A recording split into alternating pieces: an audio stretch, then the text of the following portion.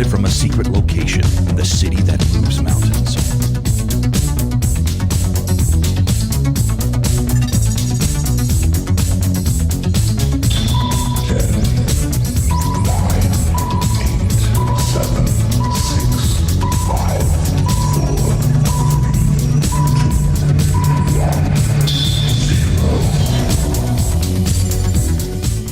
Greetings. I have come here to chew bubblegum and kick ass, and I am all out of bubblegum. What's up, flockers? How are you guys doing this morning?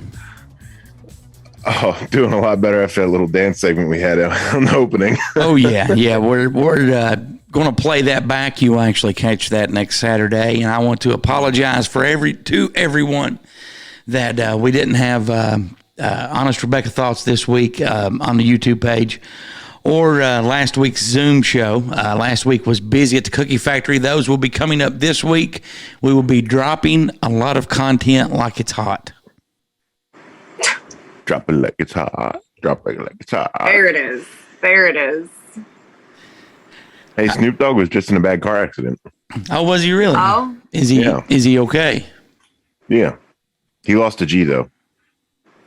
Oh, yeah. So that was just a joke. He really wasn't in a car wreck. No, he actually was, but he is okay. What I happened? never know what's real and what's not with him. What happened to him, Dirty Dan? Can you explain that to us? I didn't watch the full clip because it was on a talk show. Oh, I thought it was because you were too busy watching the Demi Lovato show. I mean, the one that you keep trying to find every excuse for not to watch. Dude, that one, yeah. I've seriously just not had time this week. I love how he brings stuff up on the show that he hasn't even watched yet, and then I get shit for it. How are you getting shit for it? Oh my God, I get shit all the time from the two of you. Oh, you didn't look it up yet? You didn't watch this? You didn't do that? Oh. Put your cock feathers away, sweetheart. So how's your guys' week been? Rebecca, we'll start with you. How's your week been? It's been busy. Like, the Cookie Factory's been busy. The flock has been busy. I've been busy. We've been busy. Like, it's just, I don't know what the fuck they're doing to the time, but they're speeding it up and they need to stop. Oh, yeah. Yeah, definitely. Dirty Dan, how about you? How's your week been? Oh, the barbecue bit's been ups and downs, but, you know, that's normal. It's been a good week. Good. You know, it's not nearly as busy as the Cookie Factory. It's a start to a new week, so. It is. And you choose to see my ugly mug first thing in the morning on the start of the week. I know, man. I know. Good for you. I'm a brave man. If that's not masochism, I don't know what is. Oh, we can start out reading some email now. The first, 4 or 5 of these emails were emails that came into the radio show that we didn't get to finish last week, so we're going to read them here and on the radio show as well. The ones that we didn't get to read on the radio show. So, Dirty Dan, take it away, my friend. All right. So the first email we got this week is from Kenneth. It says, hello, my name is Kenneth, and it's my first time writing in. A friend of mine suggested your show to me. I'm really glad that they did. It's really good, and I enjoy it a lot. What are your thoughts on the recent increase in UFO sightings?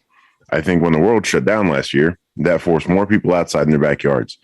Things they would normally look over, they noticed. Do you think the government shut down things in hopes to get an increase in sightings?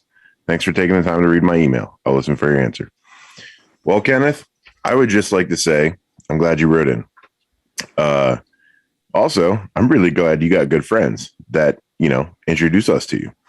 To answer your major question, though, I think it is completely related, tied to the fact that everybody was stuck at home and a lot of questions were thrown in the air due to government choices and elections or one-sided elections. And I think everybody started just Googling stuff because they had nothing else to do. They realized they hate their lives, they hate their friends, they hate their families, and they can't do anything else. So they hopped in front of the computer and started looking at stuff. And then they just want to be able to find someone to relate so bad to because they're absolutely so bored that why not UFOs? Because everybody was already talking about it. It started being talked about right before the pandemic. So why not keep that wave rolling?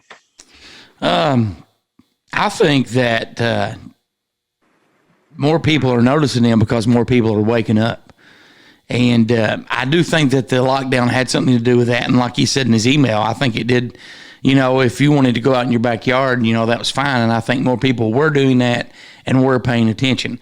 As far as the government wanting people to see more, I don't think they wanted people to see more. I think they want to keep stuff hidden as long as they can. Yeah. What about you, Rebecca? What's your thoughts?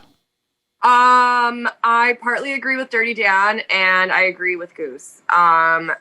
Along with waking up more, like I think I talked about this last time, like as you wake up, as you expand your consciousness, as you start to accept and understand more things, like those veils fall, those realms start to become more apparent. Like you start to see shit that you didn't see before because you weren't aware of it. That goes into the confirmation bias, which is like you buy a yellow car, all of a sudden you see yellow cars everywhere because your brain is constantly trying to confirm the reality in which you told it. Dirty Dan, as far as, you know, locking us all in our house, I think it was sink or swim time for a lot of people. Like people either went into severe fucking like depression and, you know, like lost everything and really struggled and never really got out of that. And then there's those of us that took that struggle, transmuted that energy and turned it into an awakening experience and a very major turning point in their spiritual journey. But yes, they locked us in our house so that they could change the batteries in the birds. That's yeah. Just the pigeons. You know, this doesn't have anything to do. Well, I mean, this does have something to do with the shutdown and stuff last year. I was, you know, yesterday I got to sleep late. You know, which it was well deserved. Believe me, I didn't get up till about noon. But when I got up, about 20 or 30 minutes after I got up, I thought, you know, it'd be nice to have a country breakfast somewhere from a mom and pop store. And I thought, well, I'll just go downtown. But I'd forgot that this little thriving mom and pop restaurant that was open, you know, like, and they were only open for breakfast, but they were open to like usually 2:00 on weekends. It had shut down and it's a clothing store now. And that, you know, I started thinking yesterday, you know, wow, you know, and then I started thinking, there's no mom and pop businesses hardly left in the area I'm in, you know. You'd be surprised how many are shut down in Lexington. Quite a few, huh? Yeah. You know, and that's sad. That's heartbreaking. I mean, you know, because that's how somebody made a living. And I was thinking, and even after I talked to you yesterday, I was still thinking about this. And this was a very successful little mom and pop business. And they had, I mean, it was a good atmosphere. It's good people. And I'll give you a quick example. They started some kind of, and I can't remember the name of it, but they had a board that people could pin money on. And it all started because one guy forgot his wallet and he couldn't pay for it. So people, instead of giving a tip, they would pin money on the wall. And they had a little sign, you know, there that said, you know, take what you need, leave what you can. And so they used that money, and that would buy people that were homeless and stuff meals. And I thought that was a really good thing. And they started that about 2 years before they shut down. Yeah. So good luck, assholes, trying to find another place like that. Yeah. Y'all ruined it. Yeah, you won't find them. I guarantee McDonald's won't have anything like that. So no, they have a tip jar for the Ronald McDonald Foundation that just goes in the pocket at the end of the day. Yeah. Rebecca, the next email is yours, from avid listener Reed. Get it, girl. Hello, Goose and Dirty Dan. If you were leaving your house due to a catastrophic event, what's 2 things that you take with you and why? Roswell. Rebecca, we'll let you answer that one first. I mean, I have questions. Okay. First of all, what kind of catastrophic event are we talking about here? Like, is this a zombie apocalypse or did we get hit by like a fucking asteroid? Like, I need to know what level of Let's- catastrophic event. Let's pretend we're in 2005 in New Orleans. Okay, there you go. So flood. Hurricane Katrina. Or hurricane flood. Only 2 things, like tangible items that I get to take with me. Yeah. That would aid in your survival. Weed. Yeah, I mean, I'm taking the weed and the sage. I don't know, like, So what's the saying? I burn 3 things: weed, sage, and bridges. Whatever helps keep the negativity away. So you would take weed and sage. No, I would definitely take weed and probably my gun. There you go.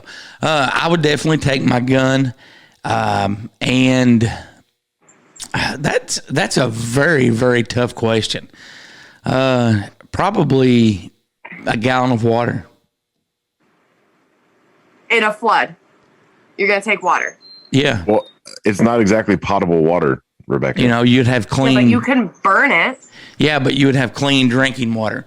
What Yeah, are you but gonna? It's going to take some time for you to find the wood and a dry spot to set up and something to boil the water in. Yeah, I want the physician's dictionary. Hollowed out, inside, waterproof matches. but you left those at home because you Goose. only took the Goose, weed that was a and the gun. Dwight Shit. reference. Oh, shit. That was a Dwight reference. I know that. You better get to studying, son. No, dude. I know that, but I had to point out she left her matches at home. Dirty Dan, what would you take? I'm going to cheat and use my broad shoulders here because I know the Beano and the animals will already be in the vehicle. I'm going to take my big army snatch bag, and then I'm going to take my backpack. So that way I can fit way more than 2 things in there. No, dude. That That's don't cheating. count. Yeah, No, yeah. it's I picked No, 2 things. No, that I just is happen cheating. to fill them with shit on the way. No. Don't hate me because of my resources. No. He didn't say what would you stuff in your backpack. He said, what's 2 things you would take? Then I would Goose. take my full army bag and my full backpack. There we go. That don't See count. how he splits fucking hairs all the time? Yeah. That don't count, man. You've got 2 Little things. lady, you and I will have a talk later. You shut your mouth because it's waterfowl season. Sir, you have 2 things you have to pick. Backpack and an army bag. Oh. No. So Dirty Dan would take an empty backpack and an empty army bag. Listen, if anything, Rebecca and the Beano can both fit in that army bag to stay warm and dry. Obviously, keep it open, but they are both able to fit in that bag. I would keep it open, he says. What, are you going to poke air holes in it? I mean, if I had to, I guess. Yeah. Not waterproof. Yeah, it is. Oh, my God. Dobby, hi. I still Oh, think. we have a visit of the neighbor dog. Hi. Oh. But like, I always have a knife on me. I always have some sort of little survival gadget handy on me. Yeah, but So- I mean, 2 things, man. You can't say Hi. a big Do you backpack. want your dog? What's up, Brad? Hello, Brad. Sorry. So, All right. You still have to pick 2 Here. things. sorry. No, you're good. Have a good day, Brad. That scared the shit out of me. I did not expect to see that dog. Then I think I'd have to take a bottle of Windex. Okay. And a magnesium bar. Okay. That I'm not even going to ask why you'd take the Windex. Put that shit on everything. Oh my God. All right. Hey, Goose, why don't you read the next email? Very good idea, Rebecca. I think I will. Tara says, greetings. My name is Tara, and I just wanted to say hello and introduce myself. I'm new to the show and discovered you on the radio. I've listened to some of your podcast shows, and I can see that you put a lot of work into the show. The last show that I listened to was the Roundtable Show. When is the next one going to be? Bye for now, Tara. Hopefully sometime in December, we will have that. Thank you, Rebecca. So- Thank you. Thank you. What? Oh, are you on the Twitch? Yeah, she got my Windex reference. What? Go ahead and tell us the Windex reference. It's from my big fat Greek wedding. Oh, Windex. Windex They put on that shit on everything. everything. okay. Like, if you're sick, put some Windex on it. You like broke your arm, put some Windex on it. It's flammable. You can, do a fine mist and it'll help light. the magnesium bar off because you shave the magnesium bar and it's super hot. Or if you just douse a little bit on there, it puts it out. Look at that. I don't have anything to say. When's our next roundtable, Goose? We will have it sometime in December. December. Yes. Dirty Dan, next email is yours, my friend. All right, we have Mike writing in. Says, hey, Goose and Dirty Dan. Happy October and happy anniversary.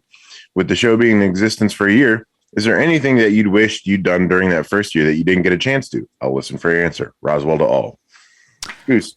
I wish that we took the show on the road. We've still not really got to do that, but we couldn't. But hopefully next spring and summer, we will get to take the show on the road.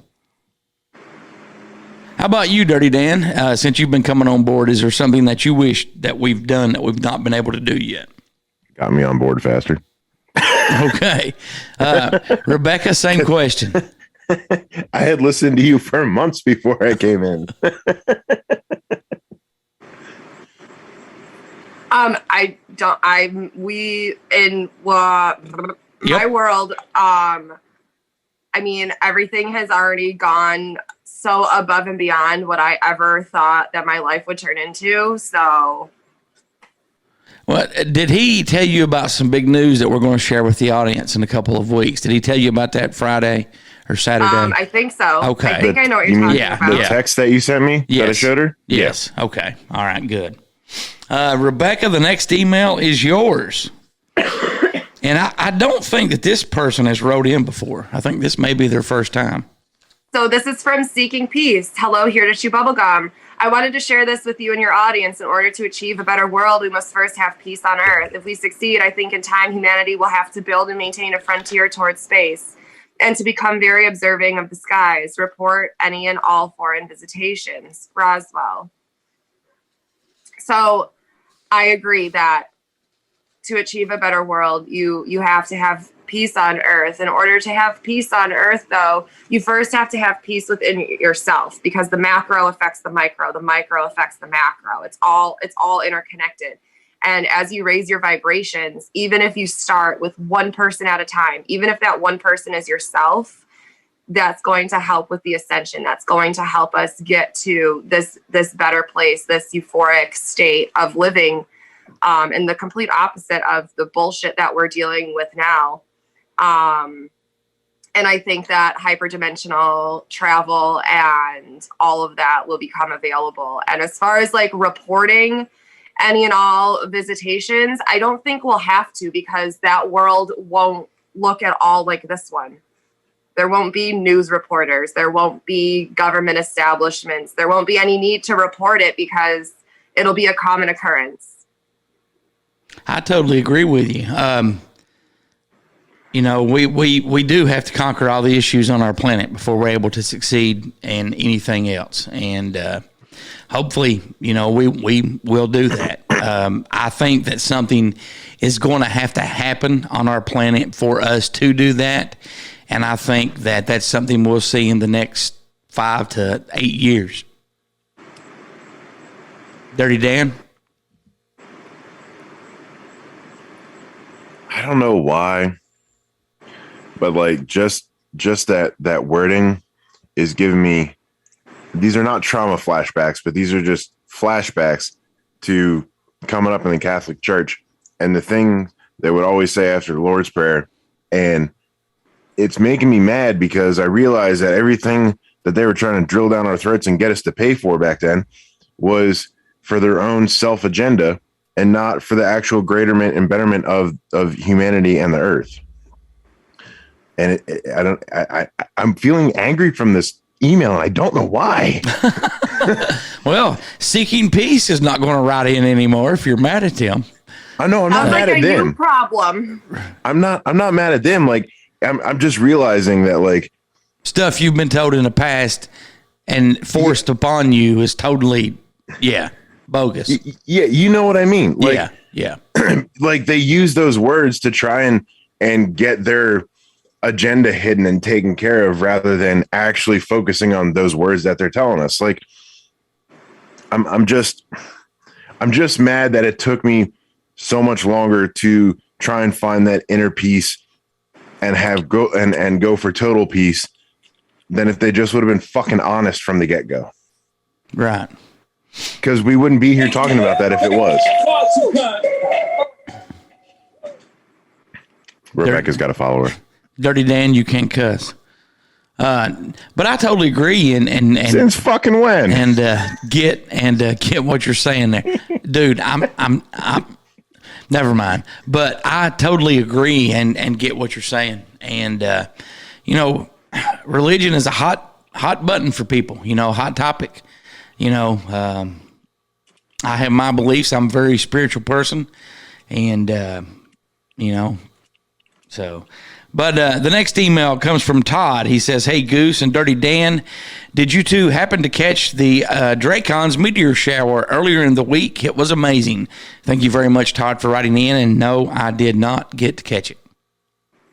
It was fucking overcast as hell here. So, well, even if it was clear, I still wouldn't have had time to be able to catch it. What about you, Rebecca? Did you catch the meteor shower? You didn't? Okay. Dirty Dan, the next one's yours, brother. There was a cloudless spot in the sky that night. So we have a Seth fan, and if anybody's confused, that is Seth of Seth's Daily Podcast and his segment on Here to Chew Bubblegum. Says, "Hello, everyone. I'm not going to give my name. Okay. But I'm from the same place that Seth is from. I've known him since he was a little fellow, and I just wanted to say that I enjoy him on your podcast and the radio show. He's grown into a fine young man. Seth fan, I couldn't agree more." Yep. Thank you very much for writing in. And Seth's also started a online radio station. We will have a link on the website up soon. I was in the process earlier this week of updating the website. I'm still not completely finished, but we do have clickable emails. You can click on those. We have our pictures on. Ned and Elliot did not. I didn't put their pictures on because in the past they didn't want their pictures on. So I just removed that whole section, but you can still email Ned and Elliot. And Rebecca, the next one is yours. This is from A1. I almost said alone, but there's no L. Hello and greetings. I'm a new listener, and this is my first time writing in. Here's a theory I wanted to share with you. More than likely, the government is already traveling back in time to protect their agendas. I'm not sure if I agree with everything, but it seems logical. Old movies and TV series often show and still show things that were unthinkable back then. For example, touchscreen phones weren't a thing until 2006. However, this TV series Star Trek depicted them as early as the 1960s. So who is to say this technology isn't actually older than 2006? And who is to say that, I stapled it. This doesn't apply for time travel as well. I have a really interesting book about time travel, which speaks about a lot of the time machines. The book is called Sestavani V Case. Good luck pronouncing it. Very good job on pronouncing that, because as you was reading that, I skipped down to that part, and I was like, "What?" I read Is them the other this why day. you give me these emails? No. I even tried to get her to read through her emails totally before and hope that she would catch that. It's I have never heard of that book. I'll have to check it out. That's a very good email. And who was that one from again? A1. Aeon. A1 or Aeon. Thank you very much for writing in. That's very possible. Well, I can say that my military friend, actually seeing it from my father, they had touchscreen tablets back in the late 70s, early 80s. All right. So right there, that's a very good email. And that's something I've never thought about. The very good points that he made, but wouldn't they be more proof? Like if, what he sent in this email. And I think it's very possible. I'm not doubting it any, but would we have more proof besides just the Star Trek reference? How do you not? I've been thinking about this constantly for the last 24 hours since you sent the emails, because I read them all and I'm like, damn it, that is wow. I mean, wow, very good theory. Just start clicking. Very good just theory. Starts clicking. You know, I mean, like, yeah, it just and I'm thinking back to like old political news clips where they just seem out of context back then. And like the one of Biden back when he still had normal colored hair. And all of a sudden he just gets very, very like an extra hop in his step and very peppy, and wakes up and just starts going, you know, we're going to shove a pandemic down everyone's throat that's going to do mass killing, and we're going to force a vaccine to take over total control. And I'm like, holy, and then just sits back down and gets quiet again. I'm like, holy shit. Like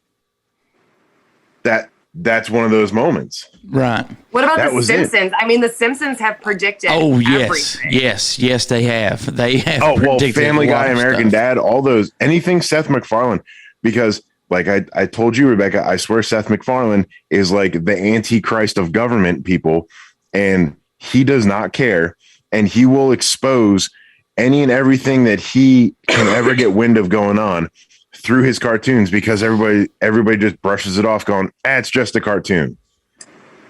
Yep. Yeah. But James Woods. Again, A1, thank you for writing in. That's a very good theory, and I'm definitely going to look at stuff differently now and actually go back and look at some other stuff. But thank you very much for writing in with that. Very good email. Ned fan number 3 says, hey, Goose, Dirty Dan, and Rebecca, Facebook is saying the recent outage has nothing to do with its worst day on the stock market and the whistleblower interview that just aired on 60 Minutes. This seems improbable, to put it mildly. Many in conspiracy circles believe that this is all a 1-2 punch from some organization behind the scenes to stop social media tiding, or at the very least, slow it down. Facebook insists that this was just an internet DNS problem and will soon be fixed. That could be the case, but rarely do you see anything as big as this down for this long. What do you think? Is this a coincidence or an orchestrated attempt to take Facebook down, Roswell? Thank you very much, Ned fan number 3, for writing in. I'll be honest, I didn't even know the day that it did go down. I didn't know that it did go down until it was like back up, because I didn't even get on it that day. Yeah, I don't go on TikTok very often. I don't go on Facebook or any social media that very often. Most of the time that I do it, it's when I'm being a mod for someone here. Right. And like she was like, oh, Facebook's down. And I started looking at a funny article about it, and everybody's losing their mind. And I'm like, oh yeah. She goes, well, did you try it? I'm like, no, I don't care. It doesn't bother me. You know, I mean, if the government wanted it shut down, our government, believe me, they have the power to shut it down with a simple click of a button, and it would be shut down. Right. Rebecca, what's your opinion? On Facebook being shut down? Yes. I think that it is all to just throw the fucking truth in our face, because they have to tell us what they're doing, right? Part of their whole ritual thing is they have to be honest about certain aspects of what they're doing, because we, the innocent bystanders, have to willingly consent and accept that bullshit, right? So with Facebook going down, I think it was that was them telling the truth and saying, holy shit, like this is really a problem, right? Just like they're doing with the Fire Fauci Act. The truth is in that fucking act. I understand that it hasn't happened yet and it's still like in the House and still processing or whatever. But the fact that they wrote it out, right? The fact that it is black and white on that fucking bill, I think that it's a distraction, because everybody got all up in arms about Facebook. What should have happened is everybody just ignore it. And then second is they shut Facebook down, because that's what's eventually going to happen. And they need to drop the truth.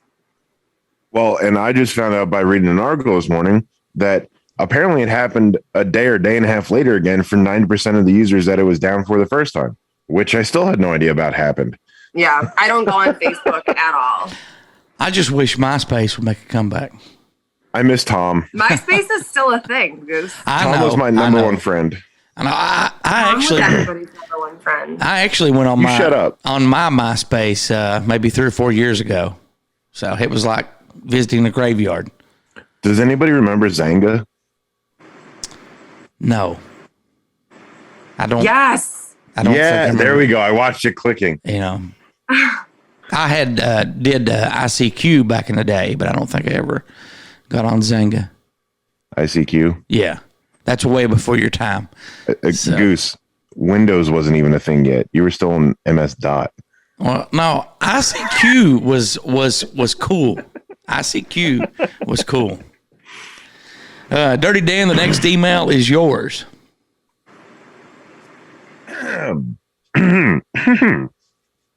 We have Timothy writing in. It says, "Hey Goose, it's Timothy. Hello. It's been a while. It's been a while since I've written in. Anyway, I was wondering who you thought the greatest precedent for disclosure without actually disclosing anything was. Love the show. Get Justin Perkins on again soon." Hi, Timothy. It's Dirty Dan, the co-host. Hi, Timothy. It's been a while since you've written in. Glad to hear from you again. We have our in-house guest, Rebecca, here too, Timothy. No, not in-house. Hi, Timothy. Yes, she's part of us. So That's why I said our special in-house guest. yes. Well then, It's permanent guest. yes, Permanent guest. yes, it is. In-house. You are our in-house No. guest, meaning you are part of it, and it's a guest. You're a guest. You're a treat every time you come on. Just take your empty bags and go play in the water. Listen, even some of the flockers got that. All right, that if anything, that army bag will provide shelter for my wife and daughter. All right, thank But- you, Sarah. From the by the way. rain. Sarah. The bag is going to provide shelter from the rain. Let's see An the umbrella would have been a more acceptable item. yes, it would have been. Yeah, but if you're in the Or a bag, boat. it won't blow. I don't have a boat, and I know we'll never have a boat again. Fuck boats. Why do you want to put somebody in a bag? I mean, that's like Like that screams Dexter. yes, it does. Well, I'm sorry, you all cannot think logically. You're the one trying to shove your wife and child in a fucking duffel bag, okay? Let's not even talk about who's thinking logically or not thinking logically. I'm going to read the next email and not even give you an opportunity. Jasmine, found you through TikTok. I must say, I'm really digging the show. Do have one question. What is ear candy? It sounds gross. I am ear candy. I am Rebecca Candy. I am ear candy. Rebecca Candy. Dirty Dan is ear candy. Ear candy is a term that some of the In my listeners, angelic voice. I can't remember what listener came up with it, but way back it said that the show was so good it was ear candy for him because he really enjoyed listening to it. Backing up just a second for the previous email, the greatest president for disclosure without actually saying anything, I think Ronald Reagan. What about I'd you, say- Rebecca? I said Rebecca. Then you can have your turn. Why I stopped. That's why I stopped. I'm still doing some research on Eisenhower. Eisenhower was a good one. Dirty Dan? Because there's something on the map, and it has the Eisenhower first meeting, and then below his name it says 34 levels below POTUS and 34 levels above POTUS, and I can't find anything outside of 33 levels. Dirty Dan, who do you think the greatest president for disclosure without actually disclosing anything was? I am stuck between Harry S. Truman and Dwight D. Eisenhower. I think Ronald Reagan is a serious contender, and I think finishing up that for me would have to be JFK, but he kind of lost his head on the whole thing. So I think, oh my God. I think that's terrible, man. I think Trump deserves to have his name on that disclosure list as well. I mean, look at everything that he's brought to light in one way or another. Whether you like him or don't like him, you have to admit he fucking stands behind his shit and he exposes things. yeah, but the thing, the email was who was the best president for disclosure without seeming like they disclosed anything. So it was the sneaky sneak. Trump was very adamant about disclosing stuff because he wanted to prove the corruption and everything that was going on. You got to, Rebecca, the sneaky sneaks. You got to do the sneaky sneaks. I'm going to read the next email, and then Rebecca will finish it out for us with one of our favorite emailers and listeners. Poison Apple says, hello, Goose, Dirty Dan, and Rebecca. First, let me say that I'm looking forward to the Office Challenge game. Also, when is the Antarctica show going to be? Thanks for keeping it real and searching for the truth, Roswell. The Antarctica show will be sometime probably towards the end of November. I think Eli needs to be back here for that. What for the what? Antarctica show. Oh, I can blow his mind again. Oh, yes, yeah, I just want to simply watch him crumble inside and get so sucked into the black hole as Rebecca tears apart his world. Well, earlier in the week, I saw and talked to Eli, and I've not even shared this with you guys, and we were talking about some local stuff and events going on, and I said, I think we need to have a petting zoo, but we need to let the animals pet you. And he's like, what? I'm like, dude, you're going to lose the Office Challenge, So, Yep. A two-way petting zoo. He's probably still stuck on trying to eat worms.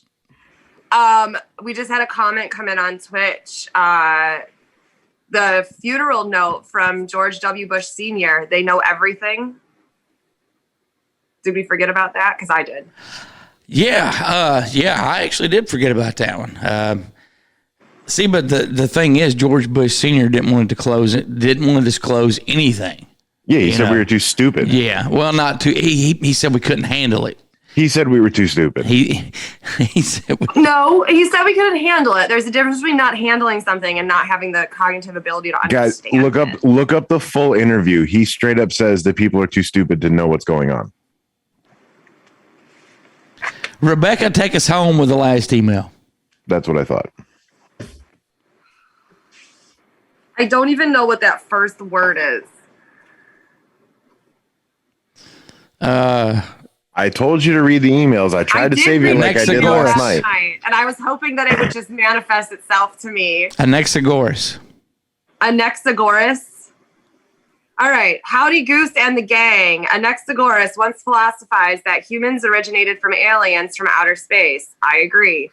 I'll never forget first learning this and how almost everything here on Earth works and starts as a seed and grows into something more. No seed produced the same identical thing. And how does old saying go? No two humans are exactly alike. This has been resonating with me a lot here lately. My condition going public a few weeks ago back here on Here to Chew Bubblegum and the unexpected passing of Uncle Herb has opened my brainwaves like never before. These past few weeks, I've traveled down some windy roads intellectually. One that I traveled down was the road of do doppelgangers exist? They sure do. Have you ever known someone to see? Have any of you ever known someone to see an apparition of themselves, or have you ever been aware of your possible double? A lot of spooky subjects always float around in social circles during this time of the year, but I find myself that this topic is overlooked as many people neglect the horror that comes with doppelgangers. Could doppelgangers be proof that there are without a doubt parallel universes? If you had to kill your doppelganger to save your universe, could you do it and how? Thanks in advance, gang. Roswell, Bull and Cox. P.S. Tell Dirty Dan that Marcia Sue Jane has not wavered from the old tube steak. As a matter of fact, her mommy came home from the trail a few evenings ago and caught her with a tube in each hand and choosing another reverse cowgirl style. Oh my God. Poor Phyllis. I felt so sorry for her. And before she got the nerve to bust in the barn and break it up, she said all she could say was Marcia Sue Jane screaming out, give it to me, give it to me. Give it to me the way Dirty Dan gives it to me every night in my dreams.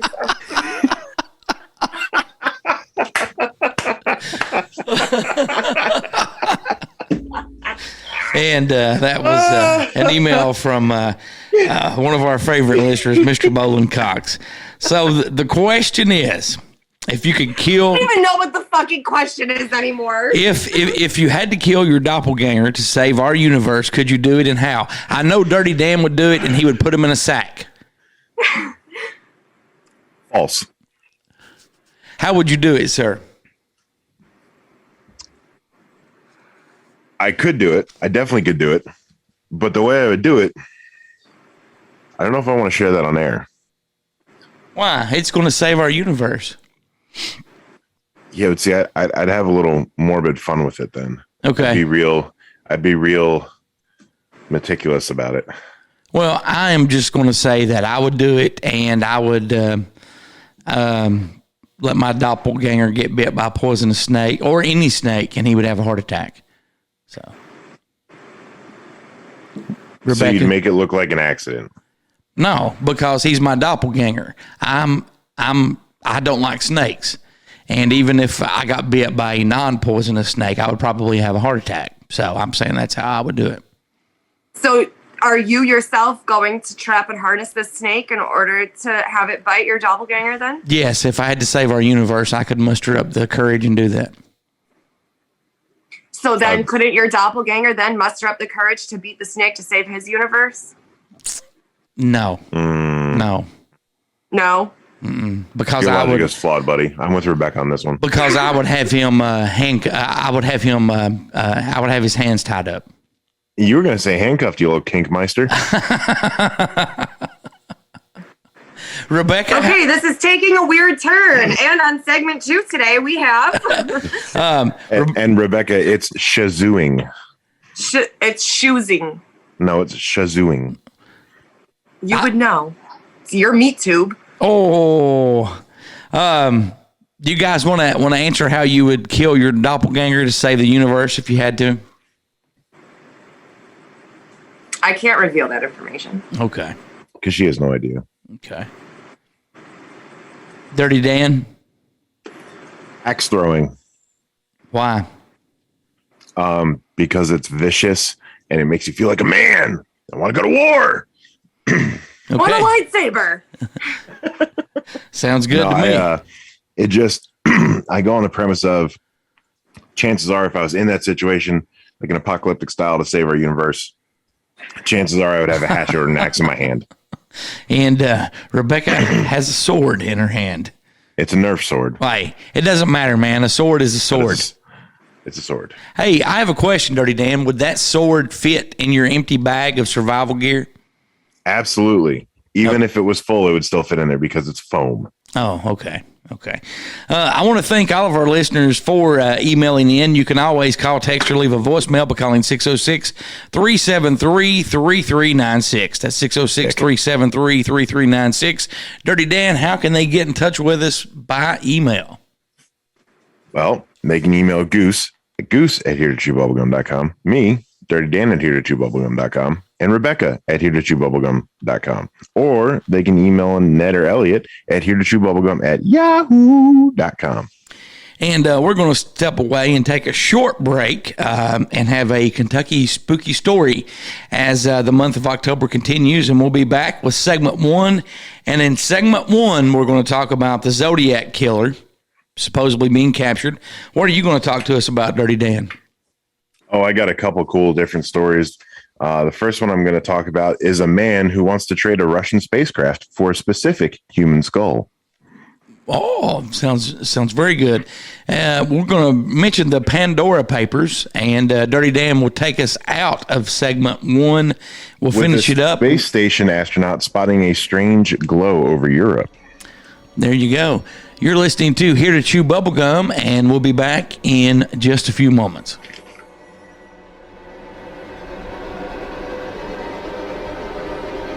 It's now time for a Kentucky spooky story with Mercedes.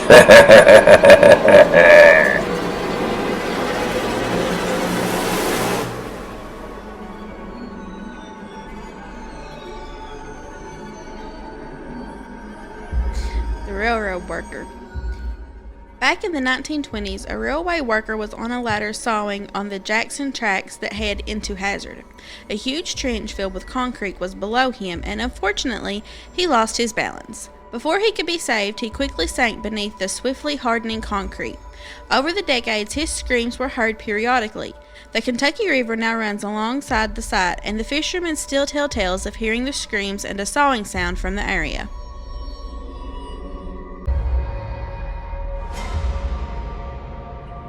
You've been listening to a Kentucky spooky story with Mercedes.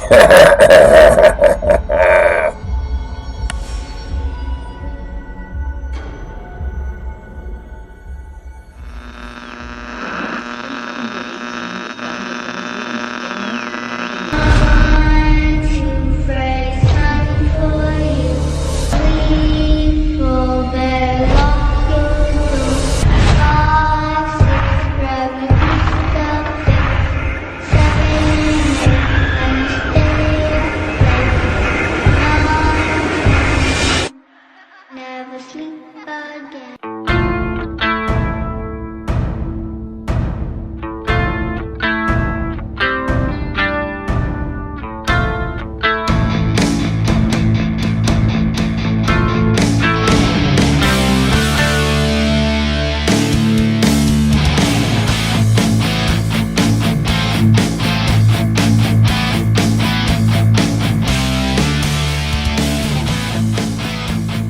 You're listening to You Chew Bubblegum. And welcome back. I'm Goose. I was surprised Rebecca didn't jump in there as she normally does. I'm Dirty Yeah, Dan. gotta keep you on your fucking toes, man. Yeah. I can't do it all the time. You'll be expecting it then. That was the lovely Rebecca Short. And we also have Dirty Dan. We're going to start out. What is this talking that you're doing? The It's like ear and eye. I was ASMR. just, yeah, that's it. It's like that one guy on TikTok. Hey, you buddy, come on in. We're going to make potato soup. So have you guys heard about this independent? Well, hold on a second. Okay. Wait, what?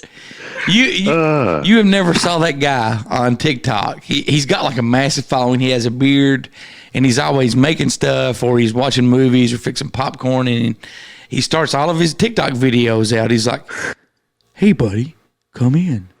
Can we We're going to make some popcorn and watch Jaws." can we address your Twitch comments real quick? Mine? I'm smiling like a sissy in a dick factory.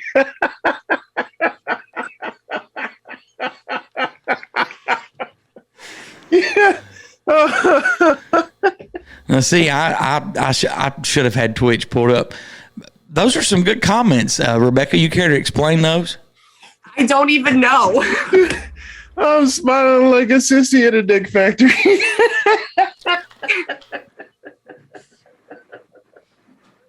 Dirty Dan like that one. I did. Whew. So, did you guys hear about earlier in the week? The independent group claims that it solved the mystery behind the identity of the Zodiac Killer as law enforcement continues to investigate. Did you guys hear about that? Yeah. The Zodiac Killer, who terrorized the San Francisco area in the 1960s, has finally been identified. That's what this group of cold case investigators say. The case breakers, a team of specialists who have worked to crack the number of America's most high-profile unsolved cases, claim to have uncovered the Zodiac Killer's identity on Wednesday. The man they say is responsible for the string of 5 murders in 1968 and 1969 is Gary Francis Post, who died in 2018. They also claim to have linked Post to a 6th killing hundreds of miles away that has never before been connected to the Zodiac. How was Gary identified, you ask? Prior to the discovery, the case breakers had been searching for Zodiac's identity for years, which led them to discovering new forensic evidence and photos from Post's personal darkroom linking him to the Zodiac. According to Fox News, the letter of Gary Francis Post's name were completely removed from one of the Zodiac's anagrams, adding that his full name had to have been known in order to figure out the code. Over the years, authorities have previously believed that the Zodiac Killer was actually an alleged pedophile named Arthur Lee Allen, but they were never able to prove it. Mass murderer Ed Edwards was also a potential suspect, but authorities were also never able to prove there was any connection. Do you guys buy that they solved this and that it is Gary Post? Nope, because Dog the Bounty Hunter didn't say so. What Didn't they make a movie about this a while ago? Yes, a very good movie. Very, very good movie. What about you, Rebecca? What's your thoughts on this? I agree with Dirty Dan to an extent, like not the Dog the Bounty Hunter bullshit, but I was joking. I think that they're just putting somebody in that space. I don't think that that's the person. I don't think that it was either, because there is so much more evidence. And granted, it's all circumstantial that points to Arthur Lee Allen. Number one, I'm not buying it. Number one being Arthur Lee Allen was identified by the only survivor. You know, he picked his picture out of a photo lineup. The reporter that had gotten calls every year since it began from the Zodiac, those calls discontinued in the early 2000s when Arthur Lee Allen passed away in the early 2000s. And I think there's much more circumstantial evidence that it was Arthur Lee Allen versus Gary Post. So what's your real reason, Dirty Dan? Just because Dog the Bounty Hunter didn't say it? No, just like you were saying, the letters and the calls stopped. Yeah, and they slowed down and then they stopped. Yeah, you know, and people claim that the DNA evidence didn't match Arthur Lee Allen's. But here's the thing. He had a habit that was well documented, that he had a phobia. He would not lick stamps. He would get somebody to lick the stamps before he mailed anything. So that in itself. And it's also documented that he liked to wear disguises and glasses that wasn't real, just, you know. So I still stand behind it's Arthur Lee Allen. Dirty Dan, tell us about your Spacehead UFO story. If you can find it. There you go. It's right in front of me. Use your open eye, Frank. Thank you. Yeah, Frank. Do you know what that movie's from? Milo and Otis. No. Oh my, what? I don't know. I just said that. You haven't seen Naked Gun? Yes, I have. When he's trying to look in the microscope, and he's got it on this side, and they're like, use your open eye, Frank. And he's like, oh, yeah, that's much better. Yeah. It's been a long time since I saw that one. Frank, take it away. Go ahead. We should have called him Frank instead of Dirty Dan. Yes, we should have. Go ahead. Wait on you. Are you froze? No, don't let him fuck with you. He's not frozen. Okay. Just doing what you did, Goose. Yeah. Just not having stroke face about it. So anyway, titled, A Man Wants to Trade a Russian Spacecraft for a Specific Human Skull. Man is attempting to trade one of the Soviet Union's early spacecraft for a specific human skull from the mid-1800s. One of the earliest spacecraft may be, in fact, traded for a specific human skull if the bargain is indeed struck with a Kazakh businessman. In 1988, the Soviet Union constructed the first Buran-class space shuttle, which was later superseded by the second Buran-class named Burya. The Burya shuttle, despite being a piece of Soviet Union history, is now a bartering piece for Kazakh businessman Doran Musa, who claims he owns the shuttle. The Burya shuttle is at storage in a warehouse in Baikonur, and in early 2021, reports came out about it being covered in graffiti. In a report from RT, Musa says he is willing to exchange the Burya shuttle for a specific human skull, the skull of the last Kazakh Khan, Kenesary Kasimov, who led a rebellion in an effort to separate Kazakhstan from Russia. So far, reports indicate that there is no known evidence for how Musa obtained the shuttle, or even where Kenesary Kasimov's skull is. Ars Technica translated a sentence from Musa who said, "It is not water that flows in our veins, but blood, and it has the scent of wormwood." I don't know what that means. However, I'm very curious as to how someone procured the space shuttle. It is, in fact, covered in graffiti, as it was said, and I'm very curious how this guy has this skull. And I want to know why exactly he wants this skull. Doesn't that pique your curiosity? Yes, it does. Like, what is he going to do with it? Why does he want that specific of a skull? Maybe he wants to DNA test it. How's he going to prove it, though? With the DNA test results. From the mid 1800s? No, he's going to use 23andMe. Oh my God.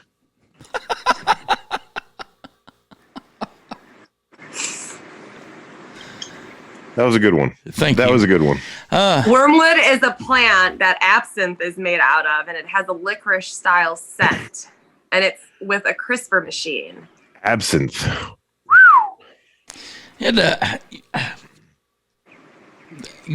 Going back to the skull, a lot of stuff like that is hidden. You know, there's supposedly some skulls that were found on Antarctica that are humanoid type features that, you know, it's kind of up in debate on if they were really found there. But I think that they were, because they're, you know, hushed on government files and documents. You can't find anything that's been released about it. And I don't know, man. I honestly think that if we knew the truth about Antarctica, that would solve a lot of questions about a lot of things. Or would it just lead to even more questions? I think it would solve a lot. What about you, Rebecca? What do you think? I agree that it would solve a lot of questions. However, in Zen, like, as you get closer to source and within yourself, there's a quote. It's in Zen, you don't find answers, you lose questions, because you just know. Right. I mean, and we'll talk about this more when we do the Antarctica, episode. But I do want to say, just go back and search on Google, on YouTube, for Robert Byrd Antarctica interview, and watch his interview that he gave after that. That's all. Speaking of which, that reminds me. Can you please send me? Do you remember when we did the Antarctica thing, and was it when Cronkite was on the show and he read the entry from? Yes. Yeah. Bird, or was it you? Can you send me that? I have a flocker that asked about it, and I can't find the reading. Yeah. I'll Cronkite actually dug that up, so I will get in touch with him and have him send that to me. But yes, definitely. Or you could just listen to the episode, Rebecca. Well, I don't think he said where he got it from, though. I don't think he said. The Pandora Papers, did you hear about that big leak that happened earlier this week? One of the biggest leaks ever of offshore data that exposes financial secrets of the rich and powerful. Wasn't it like 11.2 terabytes or something like that? Yes, it was. It was branded the Pandora Papers, and the files are from companies hired by wealthy clients to create offshore structures and trust and tax havens such as Panama, Dubai, Monaco, Switzerland, and the Cayman Islands. They expose the secret offshore affairs of 35 world leaders, including current and former presidents, prime ministers, and heads of state. They also shine a light on the secret finances of more than 300 other public officials, such as government ministers, judges, mayors, and military generals in more than 90 countries. The Pandora Papers reveal the inner workings of what is a shadow financial world, proving that a rare window into hidden operations of global offshore economies that enable some of the world's most richest people to hide their wealth and, in some cases, pay little or no tax. The biggest thing that I took away from this is, if people say that there's not a shadow government, or, you know, that's not possible, it is possible based on these, you know, file leaks. Because how could you have a shadow financial world if you don't have a shadow government or somebody behind the scenes pulling the strings? I was going to say the government's just involved in it as anyone. And that's, I mean, I could go on and on and on about people with, what they do with their money and this and that, but I'm not, I'm not a financial advisor. I mean, it's just simple. You cannot take it with you when you're gone. Why not do stuff to benefit and make the world a better place? That's all I'm going to say about that. I mean, well, like shit mess Heather said, the Prince of King of Jordan buying American land, the South Dakota Bank holding $350 million in offshore accounts. Like, come on. Yeah. It's everyone. It's worldwide. It is. I'm just going to say it's a good reason why 9/11 happened, for missing money. 9/11. Never mind. Wait. Back up there just a minute. What do you mean by that? Can you clarify that? Well, I still firmly believe that 9/11 was at least partially an inside job. Right. And remember all that billions of dollars that went missing that was due to be trialed for. Right. And then we had the biggest distraction of all time. Nobody has talked about it since. Bless you. Bless you. Ow. Thank you. Nobody has talked about all that money gone since. What's your next story you got there for us, my friend? Space station astronauts have spotted a strange glow over Europe. Astronauts aboard the International Space Station, or ISS, discovered a strange blue glow over Europe early last month. The glow was a transient luminous event, according to French astronaut Thomas Pesquet on Twitter. This is a phenomenon that occurs when there's lighting in the upper atmosphere, in altitudes above where it typically occurs. I don't buy that at all. This is a very rare occurrence, and we have a facility outside Europe's Columbus laboratory dedicated to observing these flashes of light. Pesquet wrote on a Flickr post of the image. Oh, yeah.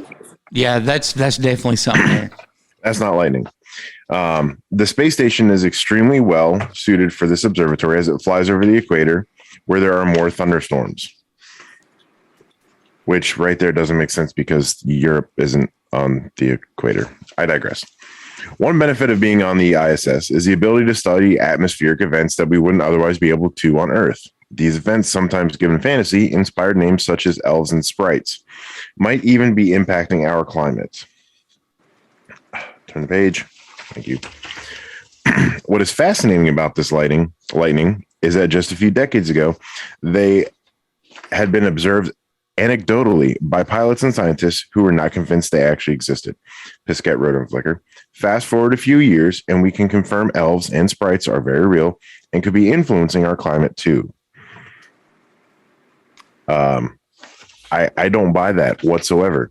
It wasn't a flash. Lightning is a flash. Lightning doesn't stay lit for minutes or hours at a time. Nor does it have a very large blue glow like that. Like that's not lightning. No. I'm sorry. No. That's not lightning. No, it's not. How is that lightning? That is not lightning. It's a portal. Thank you. I was actually getting ready to say that because that's exactly what it looks like, is a portal. I have another story that kind of, well, actually accidentally clicked a link on that and it came up the science behind and in front of time loops. Yeah, please share that with us. Says the idea of time travel and time loops specifically have been a commonplace occurrence in the media now for well over 100 years. From novels about mad scientists and their machines to waking up in the same bed every day in Puxatawny, time loops are a part of our cultural lexicon. But what does it take to create your own time looping world? Thankfully, you don't have to worry that much about, because we have found an intense and detailed time loop centered murder puzzle that is based on real life from Bethesda Softworks and the Arcane Studios. Bennett Smith, however, did worry about the theoretical creation of time looping world. As narrative designer and performance director, he was responsible for the world building of Deathloop. A self-described science nerd brought the Cananelli method into play. Now, are you aware of what the Cananelli method is? No. Okay. Let me get it here for you. So, oh, come on. Are you pulling it up? I am. Do, do, do, do, do, do, do, do. Well, I had it ready on my phone, but I'm using my phone for something else. So, Do, do, do, do, do, do. yeah. Okay. So, Oren actually put it in there. So, they are referencing time loops to the way it's a cooking method. A cooking method? So, that is what they're referencing for time loops. Essentially, every time loop is another Cananelli method in the dish. So they all kind of exist parallel to one another. That's why they said that. Right. It can get a bit confusing, and it's always best to start at the beginning of it. So the best approximation of the beginning, if we're in a time loop, is the theoretical science behind time looping. In physics, there's something called a closed time-like curve, which is, in its most simple form, a line of time that closes and returns to the starting point. So a time loop, if you will. This theory is supported by the idea of loop quantum gravity, which theorizes that space and time are woven into a series of loops. Despite that, there aren't actually a lot of hard and fast rules when it comes to portraying time loops on screen. But you get to sort of establish those rules and figure it out how they work in the world then. Is time looping the same as time traveling? According to Smith here, the answer is, well, a yes and a no. I think when you say time travel, fictionally, just with sort of popular fiction, there is literally a futuristic device that manages you to trans through time. Although time loop marches in a single direction, you are transitioning back in time. So technically, I guess you could say it's time travel, because if it's not time travel, you're just on our plane. And to clarify, time loops are not time travel except when they are, which is always and also never, just to add some more confusion in there. So then if there are no rules and aren't completely clear on time travel as time looping, how do you design something that can bring that world to life and still feel engaging? And you do so by letting the narrative rather than science drive the story, because when you think about the science, you have both sides of the question and it confuses everything, turns it into a complex theory. And when you turn it into a complex theory, that's when you have it boiled down and it takes too much time to understand it, because it's ultimately not the reason that you're going on that journey. The science of time loops, nebulous as it can be sometimes, is fascinating, but it's the human aspect that really sets a death loop apart. We've all had those moments where we thought of the right thing to say and 20 minutes later, or wish we could go back and just do one thing differently. Maybe it's a fantasy that we would be smoother, cooler, or more composed if we got a second chance. Or maybe, as Smith says, it's just that humans are afflicted with this sort of regret syndrome. I still think we could travel in time, or I want to travel in time. I don't know. I mean, if we break it down to time loop versus time travel, I think I'd almost rather do a time loop. Why? Because with time travel, in theory, and this is just based on relative theory, is that right, there's no guarantee that you can come back. It's not 100% certain. But a time loop is no definitive amount of time. It's a constant start and you go to the start again. So that in theory tells me that I would be allowed to enjoy an event again or a time again. And I guarantee to come right back where I left off. Okay. That makes sense. I was getting ready to say, dude, this is not Quantum Leap. It's real life. So I'm aware of that. No, but what you said totally makes sense. And I think that I actually agree with you. So I'd rather be in a time loop. What about you, Rebecca? You took the words right out of my mouth. I kind of got lost in other things. I found the Admiral bird thing, by the way, so you don't have to. Okay. But it goes. I was doing some research actually on time and torsion and all of that and energy. And you want to look up Kozarev. And he actually did a whole thing on time, and that time, the density of time is affected by our thoughts, which is true because the old saying goes, time flies when you're having fun, right? So if time has already happened and time is not linear, it's cyclical, continuous. I can't speak today. You're continuous, fine. right? So if time is continuous and then you're just putting another loop in that time, like this has all already happened, right? So you're just like making another loop in that time continuum. Right. But that's what I'm saying is instead of necessarily traveling back to a specific time and running that risk of maybe being stuck there or not coming back, going somewhere else, if you're just constantly doing those time loops, why not just go around it again and then continue on so you can enjoy that again, especially if time flies when you're having fun. Why not go through it twice? Wouldn't it be nice to go through it twice? You took the words right out of my mouth. Oh, it must have been while you were kissing me.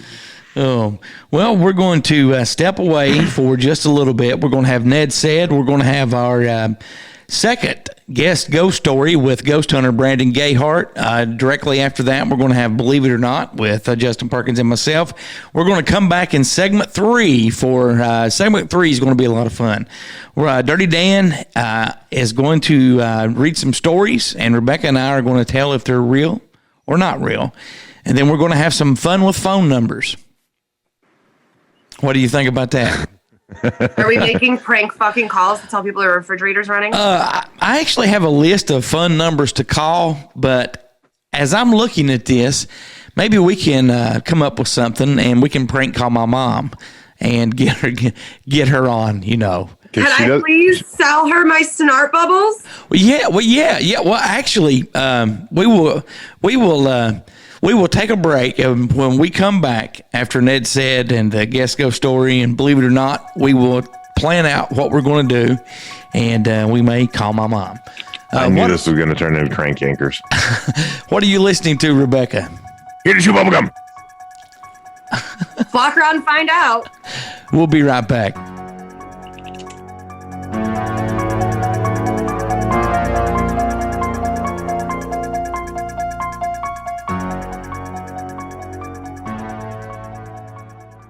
It's now time for Ned Said on Here to Chew Bubblegum. The first person ever convicted of speeding was going 8 miles per hour.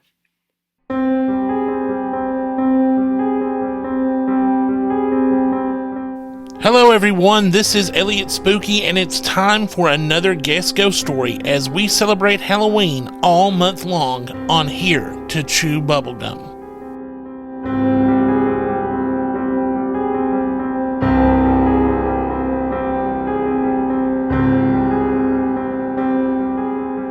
As we continue to celebrate Halloween all month long at Here to Chew Bubblegum, it's time for another guest ghost story.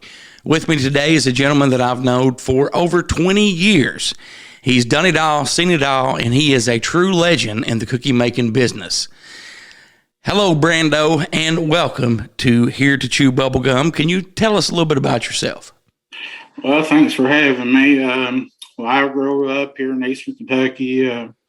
All my life, been here 40 years. I have 2 little girls, outdoorsmen and things like that. Kind of worked in and around the funeral industry off and on most of my life, but just kind of your normal country guy. How old were you when you had your first unexplainable or paranormal experience? The first one that comes to mind that I can remember, I think I was 4 years old. And this has been in my mind since then. And one day, I will say, well, I must have been dreaming, but I can see it so vividly, I believe it really happened to me. But so that would have been 36 years ago. I was 4. Okay. Can you describe that event for us? Yeah, I can remember it well. It was during the summer, and I was at my grandma's house with my cousin. She was babysitting us, and we were out on the porch having fun, and I decided I was going to go in and get a ball that we was going to play with. And my grandma kept a toy box at the foot of the steps that led to her upstairs. And so I went in by myself and went to where the box was. And I was digging through it looking for that particular ball. And I just remember getting a real eerie feeling like something was looking at me. And I looked directly above me. And I can remember seeing an old man who was dressed in almost, I would say, like Victorian era clothing with like a top hat and a monocle, almost like the Monopoly Man. He was bent over the rail from the upstairs looking down over at me. And I remember looking up and seeing him plain as day. And I can remember that clearly to this day. Do you remember how long it lasted, or did he disappear, or? I think I just left. A few seconds. I'm thinking 5 to 8 seconds that I remember looking at him, and I was scared. And I guess at that time I was really young. I was kind of confused, but I can remember that vividly, and that's been almost 40 years ago. Now, you mentioned too that you've been in and around the funeral business your whole life, and at one point, many years ago, your family owned a funeral home. Did you ever have any weird experiences when you were younger, helping out or working there? I don't really remember nothing drastic. I can remember being in the same, like the chapel, like when the bodies would be laying out in the caskets and I would be the only one in there. And, whether it was my mind or whatever, but I could almost, like, I would see the eyes opening on their corpses. I'm sure they wouldn't, but just more than anything, I just remember getting real eerie feelings sometimes, like I, wasn't alone. When you would be thinking about work or just something in general, then all of a sudden the hair would stand up on the back of your neck and it just felt like somebody else was in the room with you. Right. Not to go back to your first story, but something just dawned on me when you were answering that question. They always say that, you get small children, especially babies up to 4 or 5, maybe 6 years old. And they say, that you can set, and I've seen it with my grandson just a few years ago, and they'll be watching stuff and there's nothing there. I think that maybe could have happened to you when you saw that guy. Yeah, I really do. I can remember things from when I was that age, 4 or 5 years old, but I can remember that one event so vividly, these many years later, that I'm pretty sure that it happened to me, because I can remember, what it was like outside that day, what was going on, my cousin and my grandma, and I can just remember details that you wouldn't really remember in a dream. Have you ever thought about trying to look this guy up on the internet? I really haven't, but now that you mention it, I probably should. You could punch. You could take your area where that happened to you, and just punch male dressed Victorian area clothes or something, and you may get a hit on something like that.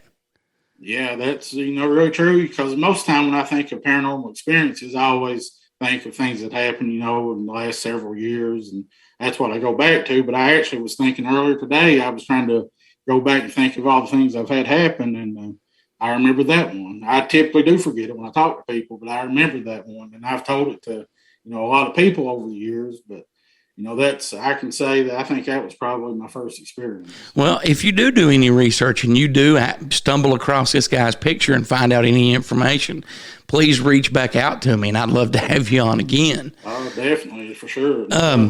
How old were you, or what year did you go on your first ghost hunt? Because I know that you were into that stuff before all these ghost shows came out and stuff. Right. Because, and I'm not going to name the place, but, you and I have both worked at one of the most haunted places in Eastern Kentucky. And do you remember, like, how old you were, and if you had any experiences the first time that you went ghost hunting? Yeah, I was 19, because that's how old I was when I started at the place you're referring to. And it was, just days after I started working that we started investigating paranormal, and so I was 19 for sure. And you, what was one of the first strange things at this place do you remember happening to you? Oh man, there's been so many. I would say probably some of the first things I can remember is like walking through these buildings late at night that were empty, and you would hear a door close or see a door close and thinking, well, there's somebody in there. And then when you go check, there's nobody. The door might be locked, or it's a dead end hallway, and or maybe one night the lights would be off, or you turn the lights off, and 2 minutes later they'd be back on, and things like that just happen almost nightly. Right. Now you showed me a picture years ago that you had taken. I don't know when. I think it was several years old when you showed it to me. Do you remember the picture I'm talking about? Probably the clown picture. Yes, yes. Yeah. Oh, I remember it well. Yeah. And what was did you realize right then that you had captured something, or did you go back later when you were like looking at your pictures and realize I got something here? Well, actually, I wasn't the one who took it. There was actually a paranormal research team from, I think, the Moorhead area. Okay. Who contacted us and wanting to kind of investigate this, this location. And so we invited them down, and we were escorting them through buildings and different places, and they were just taking random snapshots. And to my knowledge, they were totally unaware that they'd caught anything until it was a couple of days later when they went back home, went through all their footage, and then they emailed us the photo. Did you, when you saw the picture and you knew where it was taken at, obviously, when you were going through that part, did you have any strange feelings more than what you did in other areas that they went through? Yeah, that place has always been a really hot spot. I guess you could say, if there have been, a lot of times we'll have guests who will come and want to say, I want to go ghost hunting, and that's the place we take them. Right. Because 9 out of 10 times you have some kind of activity. When was the last time that you went ghost hunting? Is it something that you still do? Well, it's been a little while. I've actually acquired some paranormal ghost hunting equipment since I've kind of took a break from it that I'd like to get back into, but it's probably been, I won't say, in the neighborhood of a year, give or take, since I've really actually, tried to catch anything. Okay. Have you been to Waverly before? And if so, have you had any experiences there? I have not personally, but I do know people who have been there. Have you ever been to any other places where you've had experiences?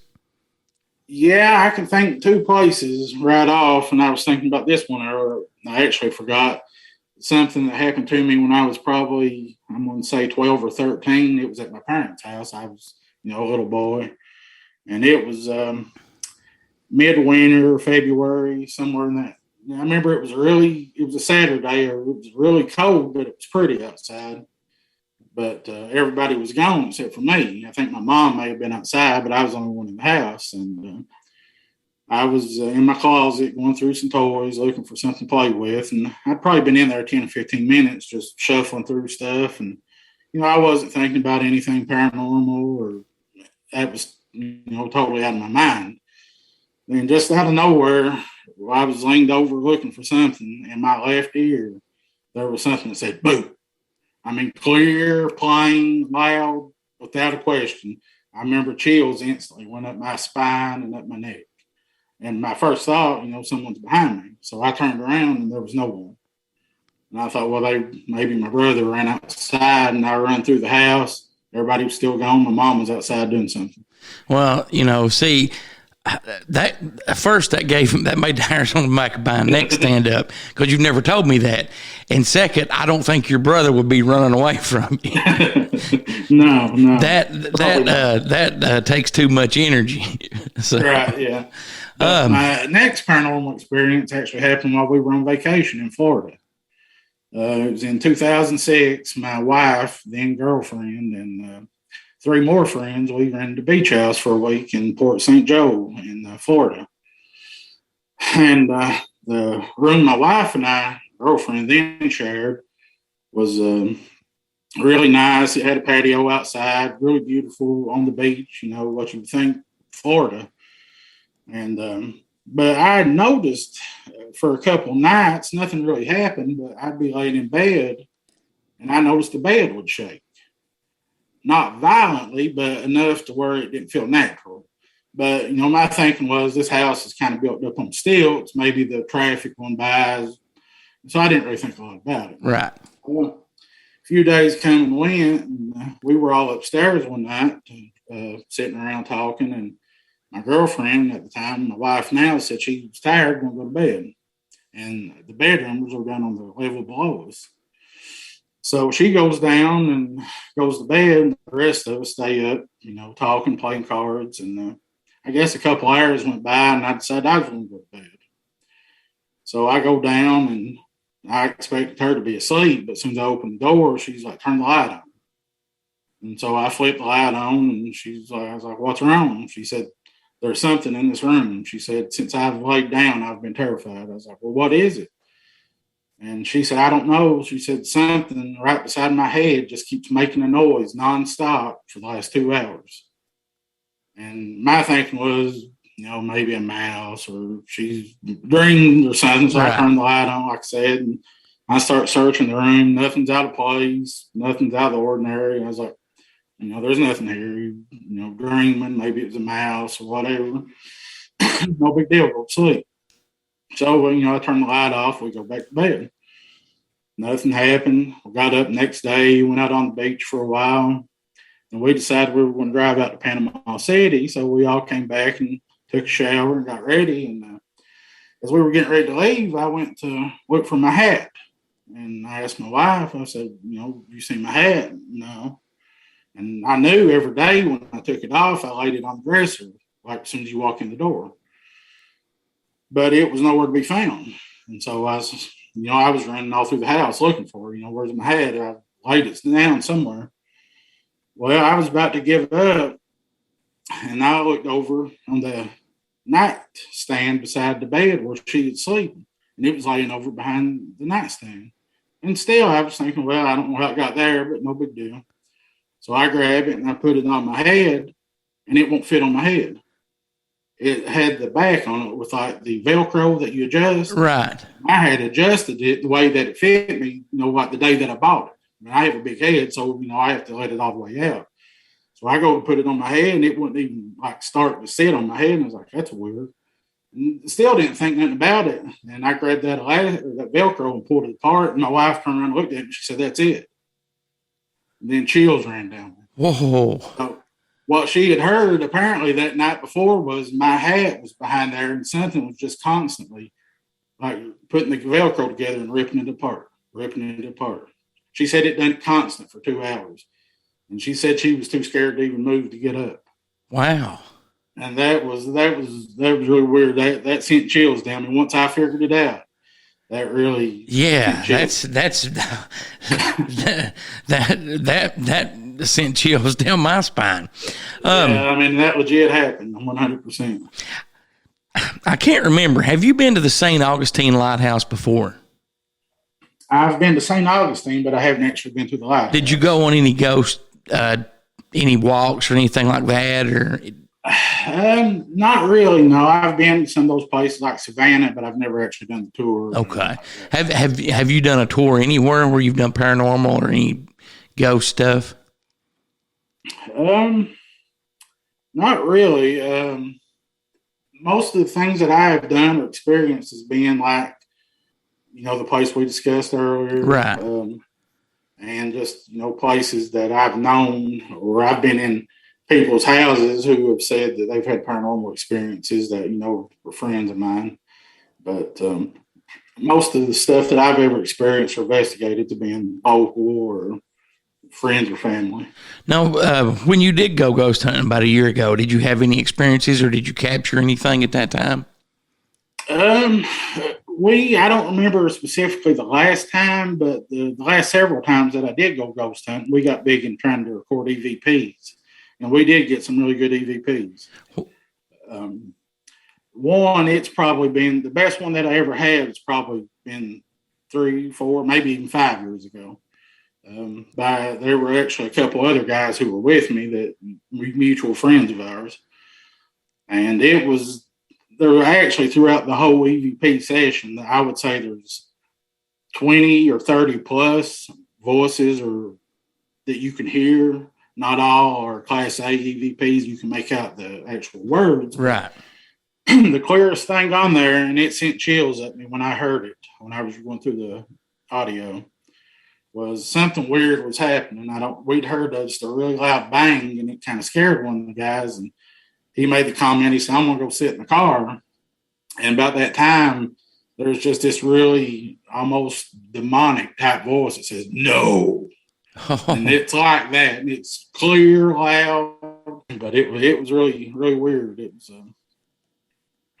but we have, I think it's on one of my old computers somewhere. If I can find them, I have a whole lot of actual EVPs that I'll share with you sometime. Yeah, I would definitely love to hear them. Brandon, I want to thank you for coming on. I want to switch gears just a minute because here's some questions that we ask everybody that comes on the show. The first one is, Roswell, do you believe that it was a weather balloon or some type of other experiment with dummies, or do you think what they first put out is what actually happened? I definitely believe it was something not of this world. I don't think it was a weather balloon or anything like that. Okay. Do you, and I can pretty much guess where you're going to go with this next one. Do you think aliens, and I'm not talking about Mexicans, I'm talking about the ones from outer space, do you think that they exist, or it's possible that they could exist? Well, I mean, yeah, I think that they do. I mean, the universe is too big, and there's too much out there for there not to be something else. So, yeah, definitely, I think they're real. Okay, Brando, I want to thank you again for coming on the show. And on the radio show a few weeks ago, I can't remember what website I got this list from. It might have been Rotten Tomatoes, but it was a top 10 scary movies list. Okay. And I just want your opinion on this list because I think the list is ridiculous. Number 10 was a 2017 remake of It. I can kind of see why that one's on there. Yeah, that one's pretty good. Number 9, Insidious. I like it. You know, the Insidious franchise. I've seen some that are better than others, but the original one was okay. Not my favorite, but not the worst. Number 8, Sinister. It was okay. Okay, now this one should be on the list, but in my opinion, it should be higher.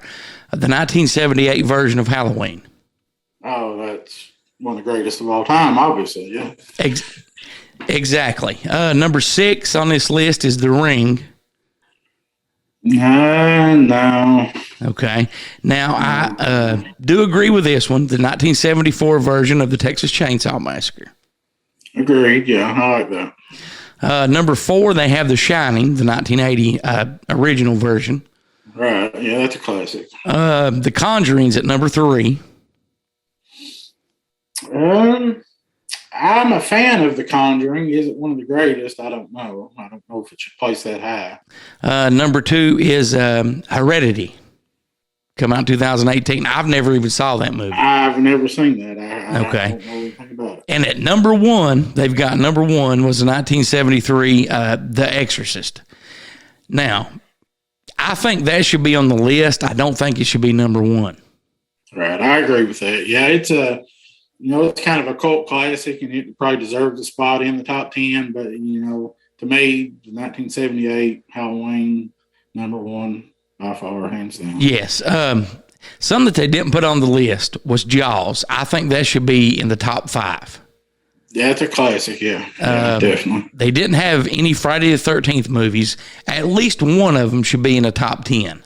Absolutely, yeah. And it shocked me that Alfred Hitchcock's Psycho was not on that list. Oh, yeah, definitely. Those are all classics. And, not to knock the new horror films, like The Ring and Sinister, they're good in their own, classifications to say, but you can't reproduce like the classics of the Hitchcock and John Carpenter, Halloween. Those just are cult classics. And I totally agree with you. Ladies and gentlemen, once again, that was my friend Brando. And Brando, thank you again for coming on the show.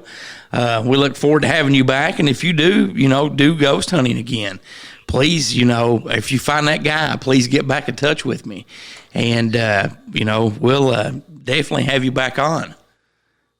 Yeah, definitely. I've had a good time. Thanks for having me on. And I'll keep you updated, and maybe we'll do it again. So. All right.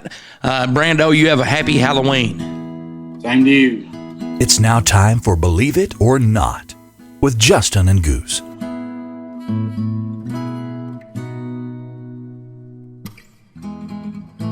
Hello, I'm Justin Perkins, and some of the best things in life just aren't quite believable. Jot 'em down, store. Love from Abner. I'm Goose, and welcome to Believe It or Not with Justin and Goose. You doing all right today? Yes, I am. I am doing good. It's raining outside, but I'll take that over snow any day because I know that's just a few months away. We are officially in October. Yes, I'm a fall guy. Have you got your Halloween costume yet? Well, actually, the last minute change. My son and I we usually do a Halloween party at the house. My son and I have been planning on Harriet and Lloyd from Dumb and Dumber, the orange and the blue tuxes, and he's kind of backed off of that. So if he goes with something I can't find a good match to, I will probably just fall back on another professional wrestler like I usually do. There you go. I thought you had a mask on today. I apologize for that. Well, I do wear the Beetlejuice mask a lot at the house. So today we're going to talk about IBM and the Nazis. It's a very, this story is one of those things that there's certain elements about the rise of Hitler and the Nazi Party that a lot of people forget, like him being named Times Man of the Year, and a lot of countries, including the U.S., endorsing him in those early years. It was a tricky go there at first with him. Yes, it was. And before we get started, we always say this on here at Chew Bubblegum: Nazis are bad, but they were brilliant in technology. They were far, far advanced ahead of us. And even some of their stuff today is still bypasses our stuff. That's true, but this is one of those few times, and it's one of those times I enjoy where they had to really fall on an American company for some help. Yes, they did. And we're talking about IBM. And for those of you that aren't familiar with this story, I'm going to briefly read just a little bit about it. Newly uncovered Nazi-era documents shed light on an alleged role IBM played in helping Hitler to carry out the Holocaust in Poland.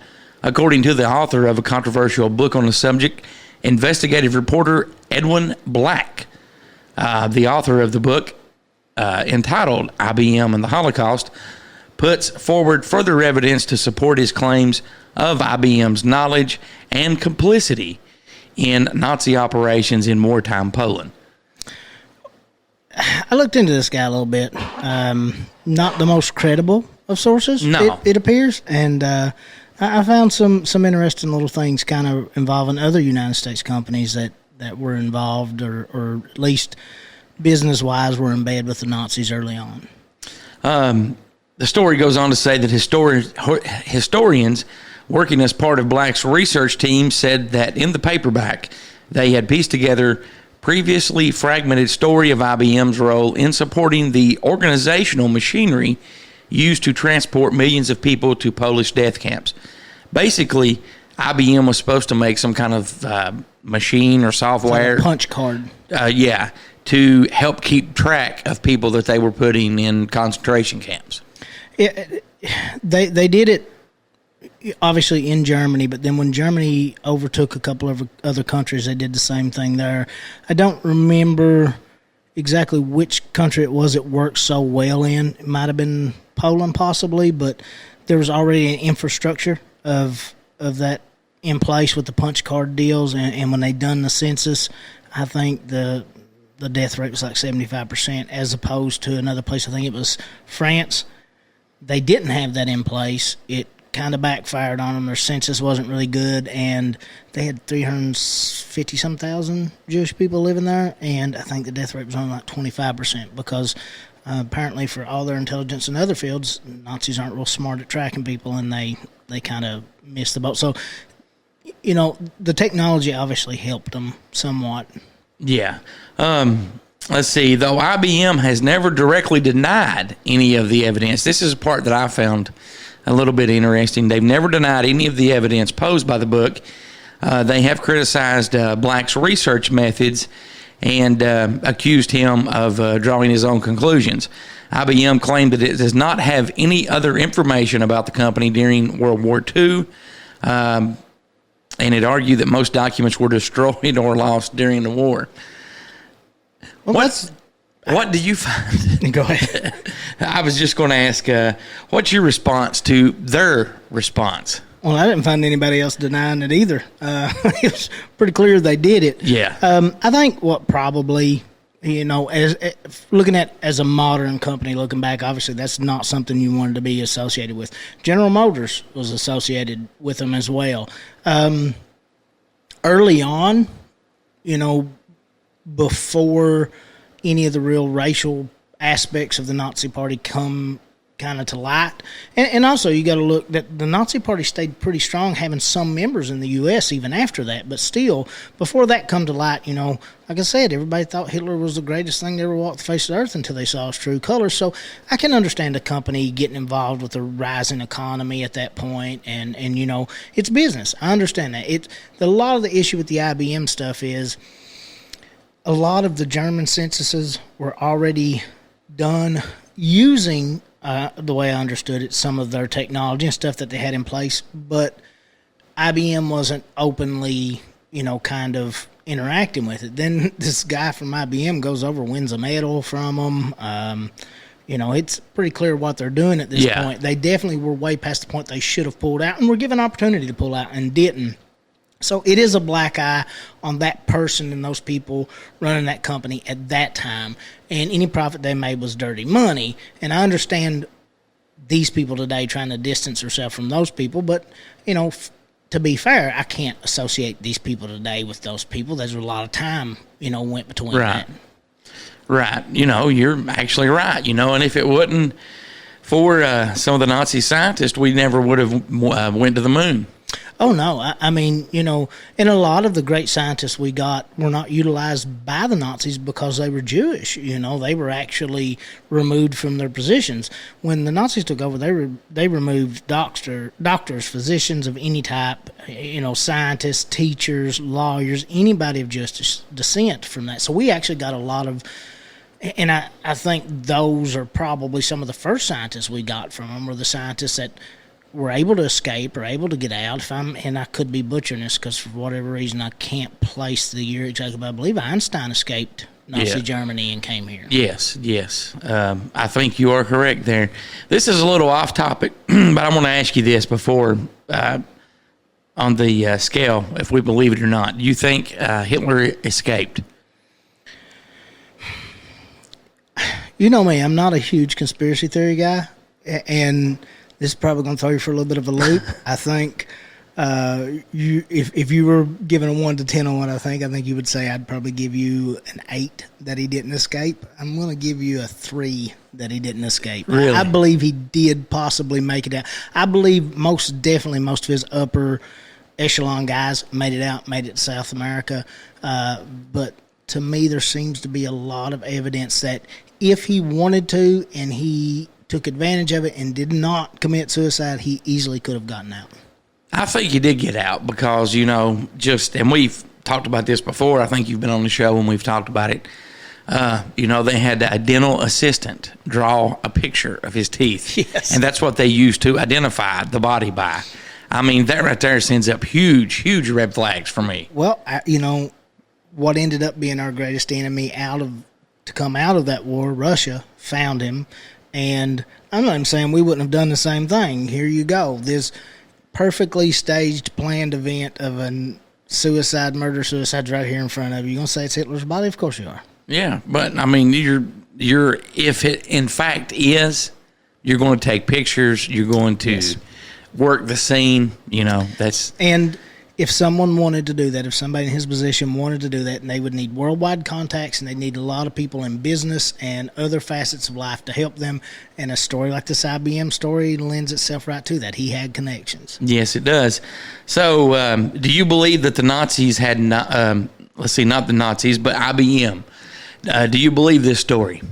100%. Okay. It's a 10 out of 10. Okay. Now, the second part to that, and this may not be fair to ask, do you think IBM knew what they were doing with the technology that they leased to them?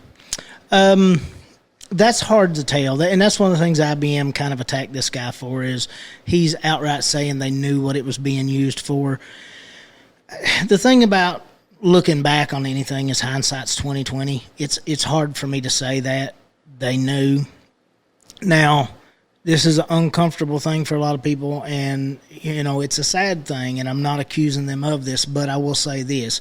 I believe there were most definitely companies in the country at that time, because most of this happened before the United States entered the war. There were a lot of people in the country at that time, and there were a lot of organizations in the country at that time that most definitely would not have had much of a problem with what Hitler was doing, because a lot of the facts about the death camps didn't come out until kind of it was used as propaganda to get people into the war. It was like, oh yeah, but wait, he done this, and I don't think a lot of Americans knew what was going on. So even if they did know, there are certain people around that time, and there would be today. I mean, there's bad people at any point in time, but there were certain people around that would have done it anyway. And, I don't know these people personally, so I can't say that they did. And the evidence kind of bounced back and forth on it. So I would, I'd have to go a 5. Okay. I'm 50-50 each way. It wouldn't surprise me if it were true, but there's not enough evidence to really see it. And for starters, I do agree with you, 10 out of 10. They did lease them this technology. And you're going to 5. I'm going to say 6 that they did know and continued doing business. There's times I lean that way. Like I said, I can see it being very possible. Well, I want to thank everyone for tuning in to Believe It or Not with Justin Perkins of Talking Junkie and me, Goose, of Here to Chew Bubblegum. You can email us at Believe It or Not, spelled KNOTT, at heretochewbubblegum.com.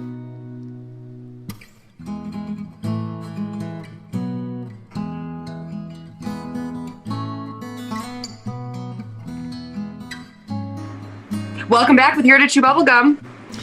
That was Rebecca. I'm Goose, and Dirty Dan was not paying any attention, but he is here now. I was.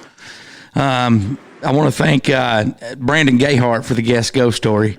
Brandon's a good guy. We'll definitely have him on again. He's got all kinds of stories. Some of the stuff that's happened to him, I mean, you would think that's not real, but yeah, it is. So, Dirty Dan, real or not real? This is your moment to shine, my friend. You are the prom queen. It's your time. Take your dance. I'm the prom queen. Yes. Oh, my. I would pay big money to see him in a dress. I think I would, too. I mean, I can pull a picture up real quick and just make all y'all's dream come true if you want. Rebecca has a horse to ride, so we'll go ahead and get started with Real or Not Real with Dirty Dan. Save a horse, ride a cowboy. What? Yeah. So, Rebecca, please quiet your keyboard typing. It's distracting the prom queen. Is it actually you typing on the keyboard? I was typing. Oh, I thought it was Dirty Dan the way he was turned around and. No. Okay. No, my keyboard I would be like this. Oh, I got you. Not giving you my side profile. Come on, got Goose. you. It's a Diet Pepsi you're drinking. I totally understand. All right. So, real or not real? Florida man wears "fuck the police" shirt to court and wins the case. Not real. I wasn't listening. What'd you say?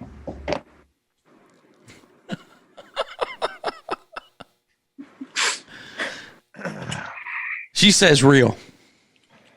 I said Florida man wears "fuck the police" shirt to court, wins the case.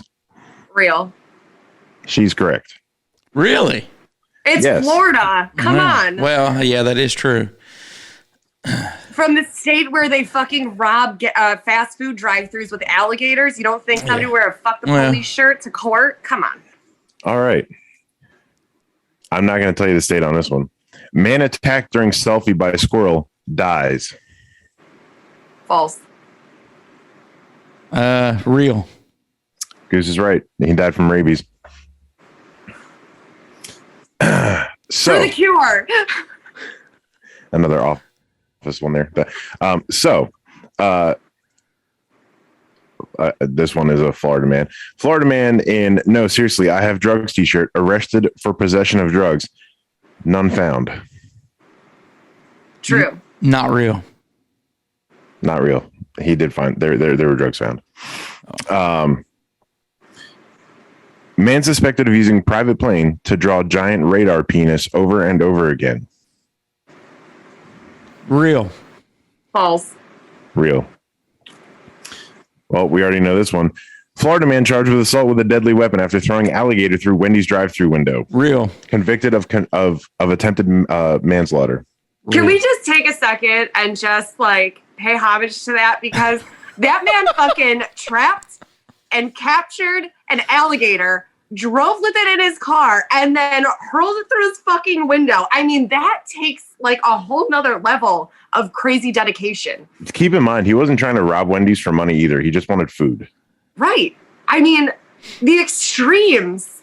If that doesn't say meth addict, I don't know what does. Well, that definitely says something.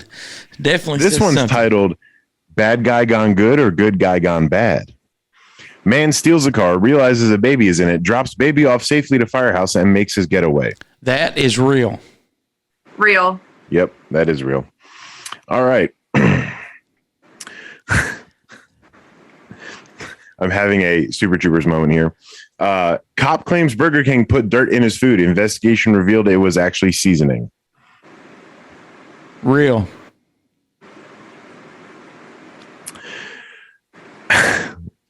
I can't believe this. Thousands of gun owners planning to shoot down Hurricane Irma. Let's show Irma that we shoot first. Yeah. Now, that one's actually real.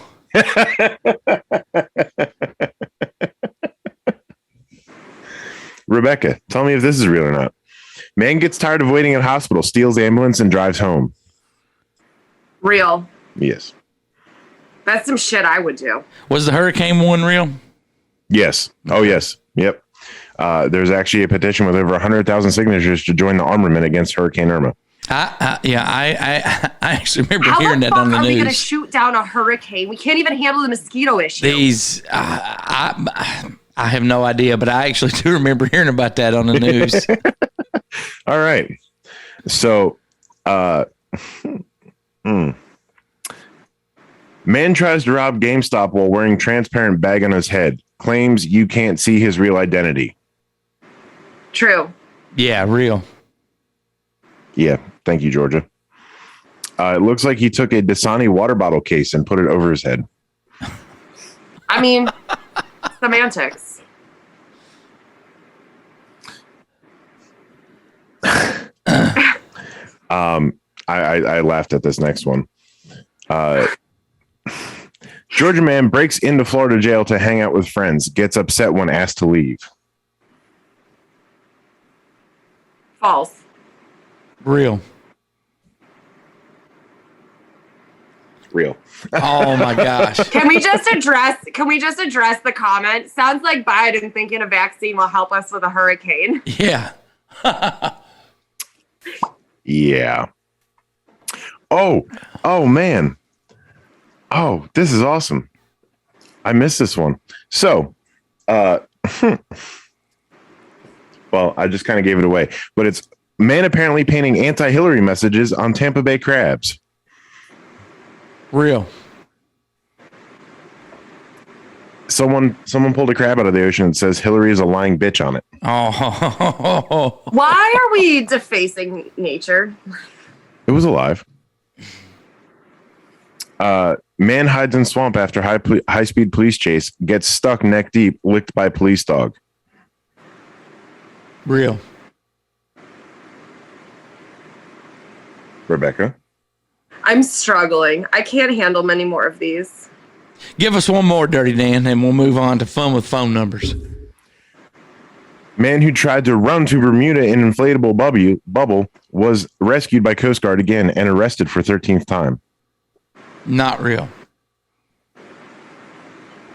I'm very quickly and rapidly losing the very little faith I had left in humanity. It was real. Oh my God. He's an Italian who came over to the U.S., got married, and has had a life that he has left his job for and wasted all of his life savings on trying to make bubbles to run through the Bermuda Triangle. It started out in New Jersey. He moved to Florida. The crab consented. They hate Hillary too. All right. One more. Okay. One more. Man denies drinking and driving, says he only swigged bourbon at stop signs. Real. Sounds like some Ron White bullshit right there. Yes, it does. I wasn't drunk in public. I was drunk in a bar. They threw me into public. Right. I ain't taking your test. That bullshit piece of shit might be calibrated wrong. That ain't a drunk test. That's an agility test, and I'm very agile. We're going to have to do this segment again, Dirty Dan, in a couple of weeks. I've enjoyed this. Are you guys ready to have some fun with phone numbers? Yes. Okay. These are some numbers that have that I got off the internet that are, some of them have voicemail, some of them you talk to live people, but they're supposed to be fun to call. So we're going to call the first one, and I have not called these ahead of time. Some of these may be disconnected. I don't know what's going to happen. So here's the first one. So what are we doing? Do we speak? Yeah. We're flocking around and finding out. Yeah. You're going to flock around In and a find mountain out. stream is my idea of a good time. After the dance, they went straight home. The hostess taught the new maid to serve. Adding fast leads to wrong sums. The show was a flop from the very start. There was water in the cellar after the heavy rain. They're not listed in the new phone book. A large size in stockings is hard to sell. The juice of lemons makes fine punch. Smoke poured out of every crack. Serve the hot rum to the tired heroes. Those words were the cue for the actor to leave. A yacht slid around the point into the bay. The place seems dull and quite stupid. Thieves who rob friends deserve jail. The frosty air passed through the coat. The crooked maze failed to fool the mouse. He wrote the last novel there at the end. Even the worst will beat his low score. Okay, I stopped that one. Yes, yeah. I thought we were pranking people. What the fuck did we just listen to? That was just fun phone numbers to call, okay? And if anybody listening wants to call that number, it's area code 858-651-5050. Area code 858-651-5050. Let's do one more of these, and then we will listen to just a little bit of it or talk to somebody, and then we will come up with a story and call my mom. So we're going to do one more here real quick. And I think we should do two. We'll do one more of these and then call my mom, so that'll be two.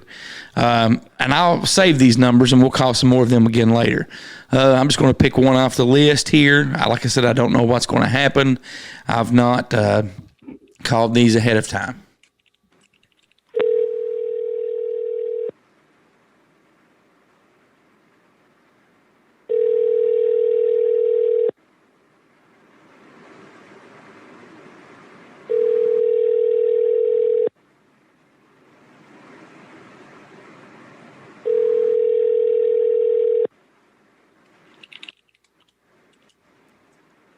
Okay, evidently nobody's answering that one. We'll call one more of these real quick since nobody answered, and then we'll come up with a plan to call my mom. And we're calling this one.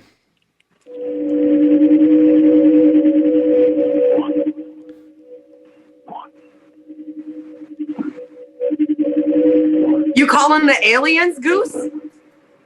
I have no idea. Sounds like somebody's counting. 7.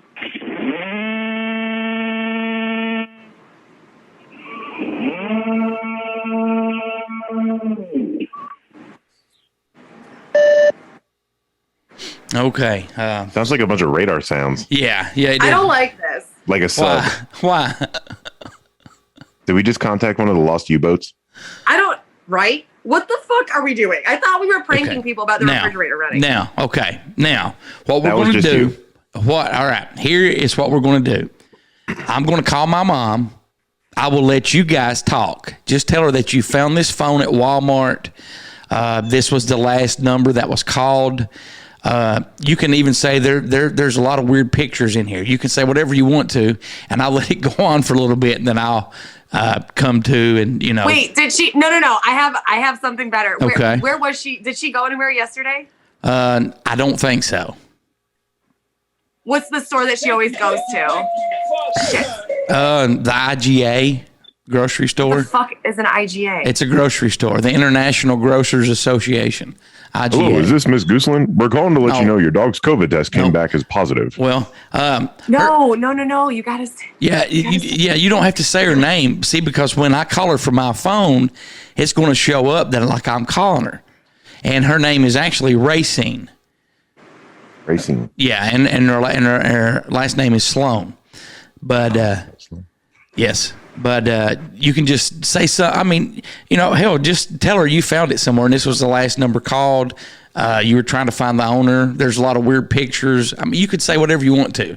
You could say, hey, there's pictures of naked midgets on this phone. And let's see how it goes. And like I said, you all string her along as long as you want to, and then I will come in and tell her, she's on the show and stuff. So Rebecca, your time to shine now. So here we go. We're calling my mom. Are you gonna let me talk? Mm-hmm. So we're calling my mom.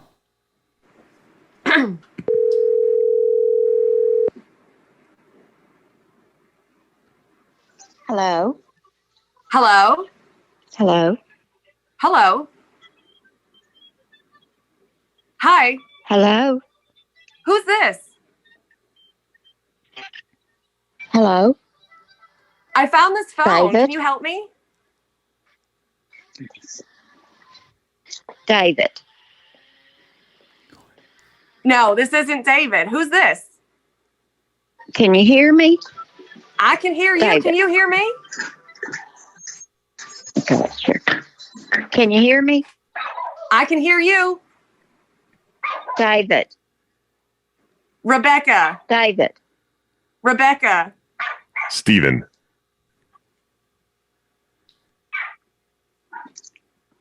I found this phone. Who do I got here? All right, she hung up. Let me call her back here. Let me rig this up another way. She could hear you. Okay. All right, we'll do this one more time. Tell her that you're fucking with her before she loses her shit. I will, but I'm gonna call her back. So. Oh, let me do that. Hello. Hi, we're calling to reach you about your extended car warranty. David. Rebecca. Steven. David, I know that's you. What?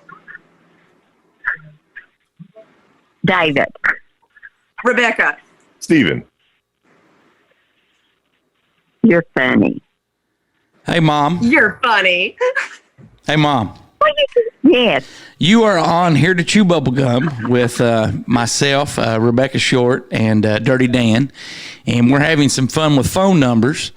And you're on the show right now. And hi, Mama Goose.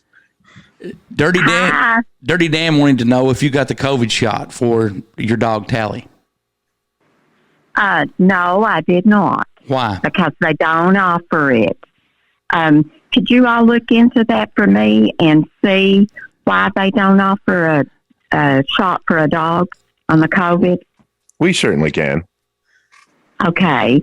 I would really appreciate that. Now, also, what are some other really fun things that you like doing? You used to have a habit of spending real money to buy like paper dolls, correct? Or dolls on Facebook or some kind of game you were into.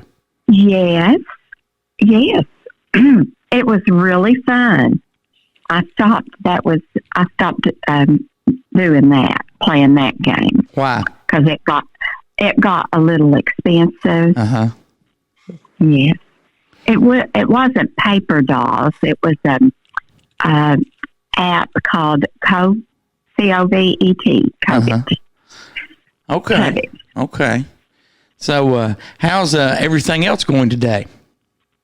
Oh, it's going great. The sun is shining. It's supposed to be a beautiful day. Mm-hmm. Yes. How are things going with you guys? They're very good, aren't they, Dirty Dan? Yes, they are. Yes, they are. I'm trying to get some correspondence back on the COVID shot for the dog, actually. Oh, yes. Now, well, you just let me know when you find out any information. I told Dirty Dan, I don't think I told, maybe I did tell Rebecca, you actually fell for that. You thought there was such a thing as a COVID shot for a dog. Yes, I did. Why not? I mean, that because we love our dogs. We love our animals. I would have paid to have a shot for my dog if, she could get COVID. Okay, Mom, we ask everybody that's on the show, do you believe aliens exist?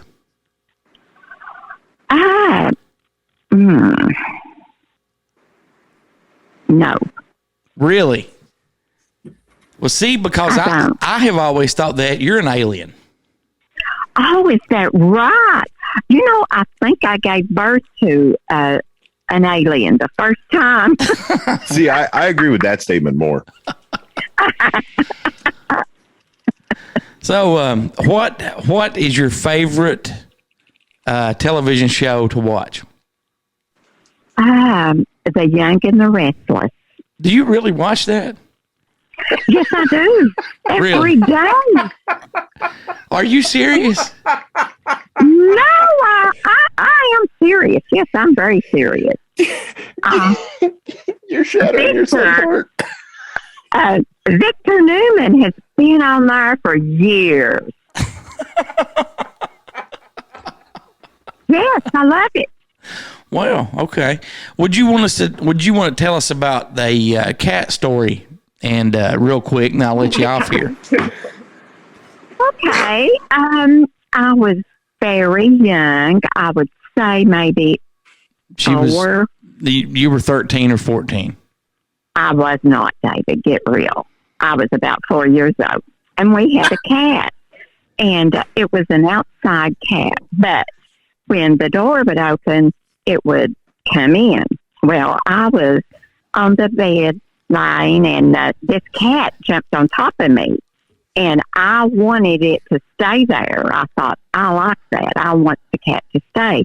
So I took my right hand, I guess, and pulled it back, its tail back.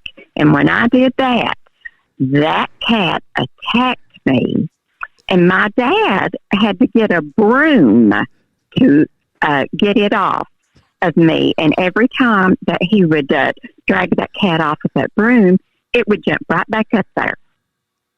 Yes. Didn't you actually bite the cat's tail, though? Yes, I did. Okay, yeah. See, you left that part out of the story. Would you also be interested in a feline COVID shot? A what? Ask her again, Dirty Dan. Ma'am, would you also be interested in a pamphlet on the feline COVID shot? Yes. Do you need my address? We do have multiple different shot forms. Some 1, some 2, some 3. The 2 and 3 both have a booster for felines as well. Oh, well, could you send me that information, please? I would love to. I will put it on my carrier pigeon, and it should be there in 3 to 5 hours. Okay, that'd be great. It sure would be quicker than the mail this day and time. Right. Well, Mom, thank you very much for being on the show. Hey, can I tell a little story about David? Oh, absolutely. Please share. Maybe not. I think so. Well, he loved cats when he was a little boy. and we were at my mom's, and she had this green plastic bow. Well, he put that bow on his head and would not get off. And we were getting ready to leave, and he started crying, wanting the bow. And my mom said, well, let him have it. It's just a bow. Take it on. So I had to stop at the grocery store. And when I stopped, he would not take that hat off. And I knew I couldn't leave him in the car. He was so young. So what I did was I just got him out and put him in a buggy, and he went through the Hyman pick pack with a bowl on top of his head.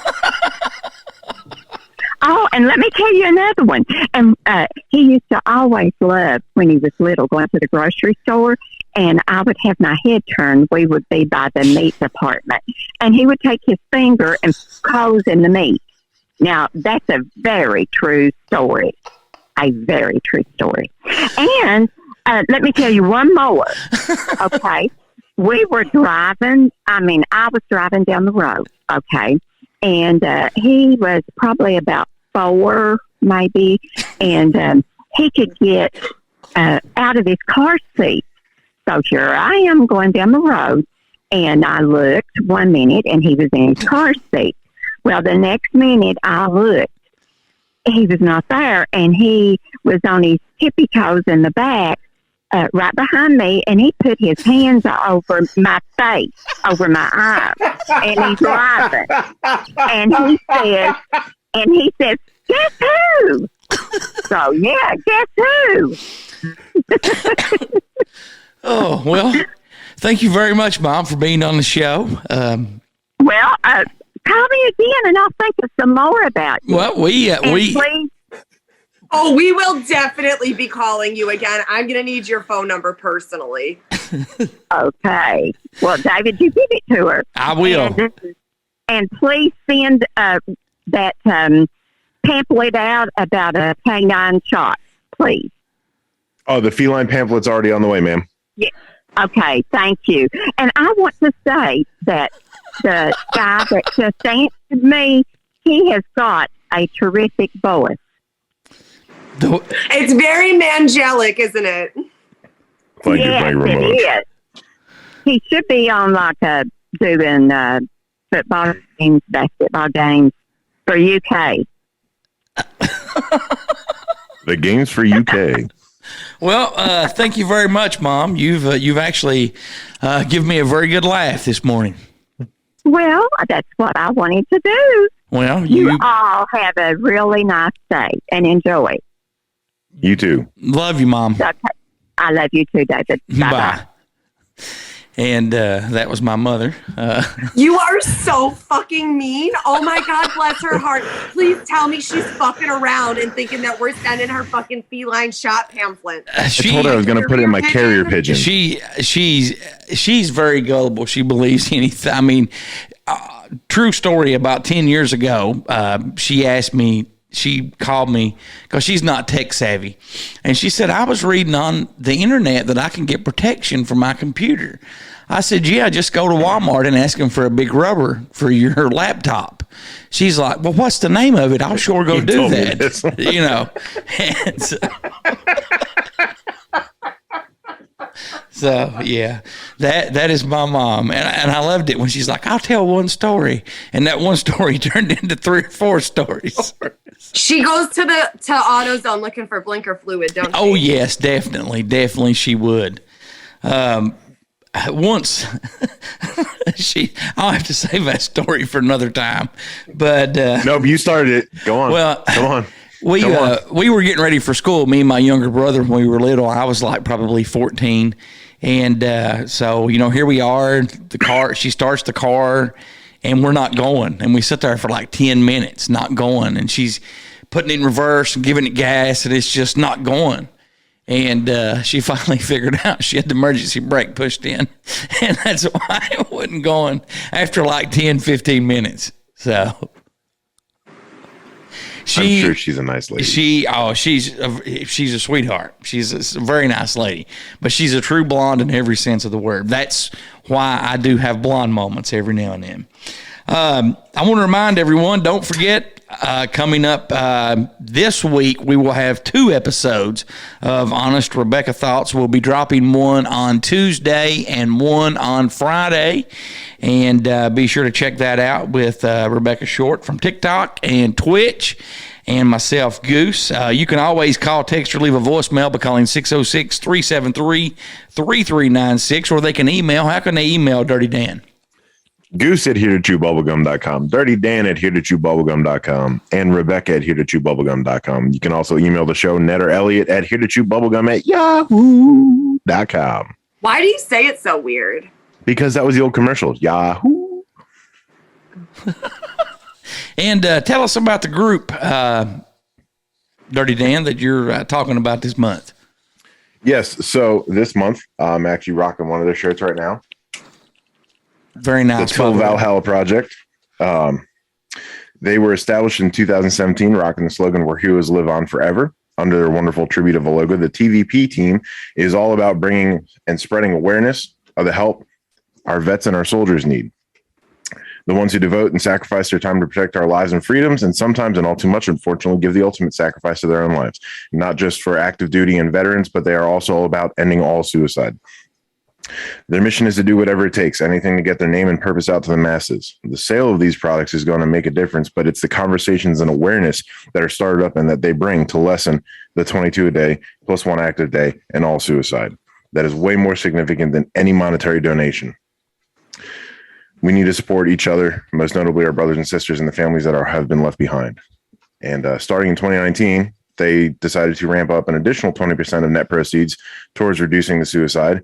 And actually, as of about 3 weeks ago, have surpassed the $1 million mark that they have raised and donated toward the battle against suicide in under 2 full years. Under 2 full years, over $1 million. It is led by all former military personnel. And they're not only preserving the legacy of the fallen heroes, but they're saving the lives of those who are currently struggling. And they make a wonderful, very beautiful and touching memorial plaque that any service member, active, past, present, whatever, they will hand out to every gravesite of each member. They're a very touching piece. And if you wish to donate, tillvalhallaproject.com. You can tip, you can buy, you can donate, whatever you want to do. And don't forget the team over at AWP, that's Adventures with Purpose. You can check them out on YouTube at Adventures with Purpose or adventureswithpurpose.com. Very well said. I want to say special thanks to Carlin for all the voiceover work. Don't forget about the new Midlife Crisis album out now. And be sure to check out and support our friends with their own shows. I'm talking about CK and Uncle Bill over at deadpit.com. Talk Junkie with Justin Perkins, Jordan and Brad of Down on the Holler, Seth Embergy with Seth's Daily Podcast, and he also now has an online station. We'll be bringing you that information very soon. Elliot, Gertie, and Beagle of the SpookyFamilyPodcast.com. The Mountain Mysteries Podcast.com with Chris Sloan, also Cronkite Snowman and Large Marge over at Paranormal Trucker. And if you want to awaken more, be sure to check out Rebecca Short on TikTok and Honest Rebecca Thoughts on Twitch. That'll do it for this week. We'll see you next week. And until then, so long for now. Maybe I'm not leaving. Maybe I'm just going home.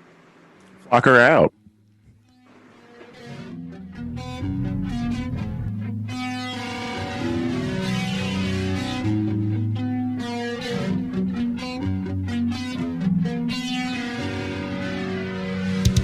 Thanks for listening to Here to Chew Bubblegum. Tune in next time as we dive deeper into things the government doesn't want us to know.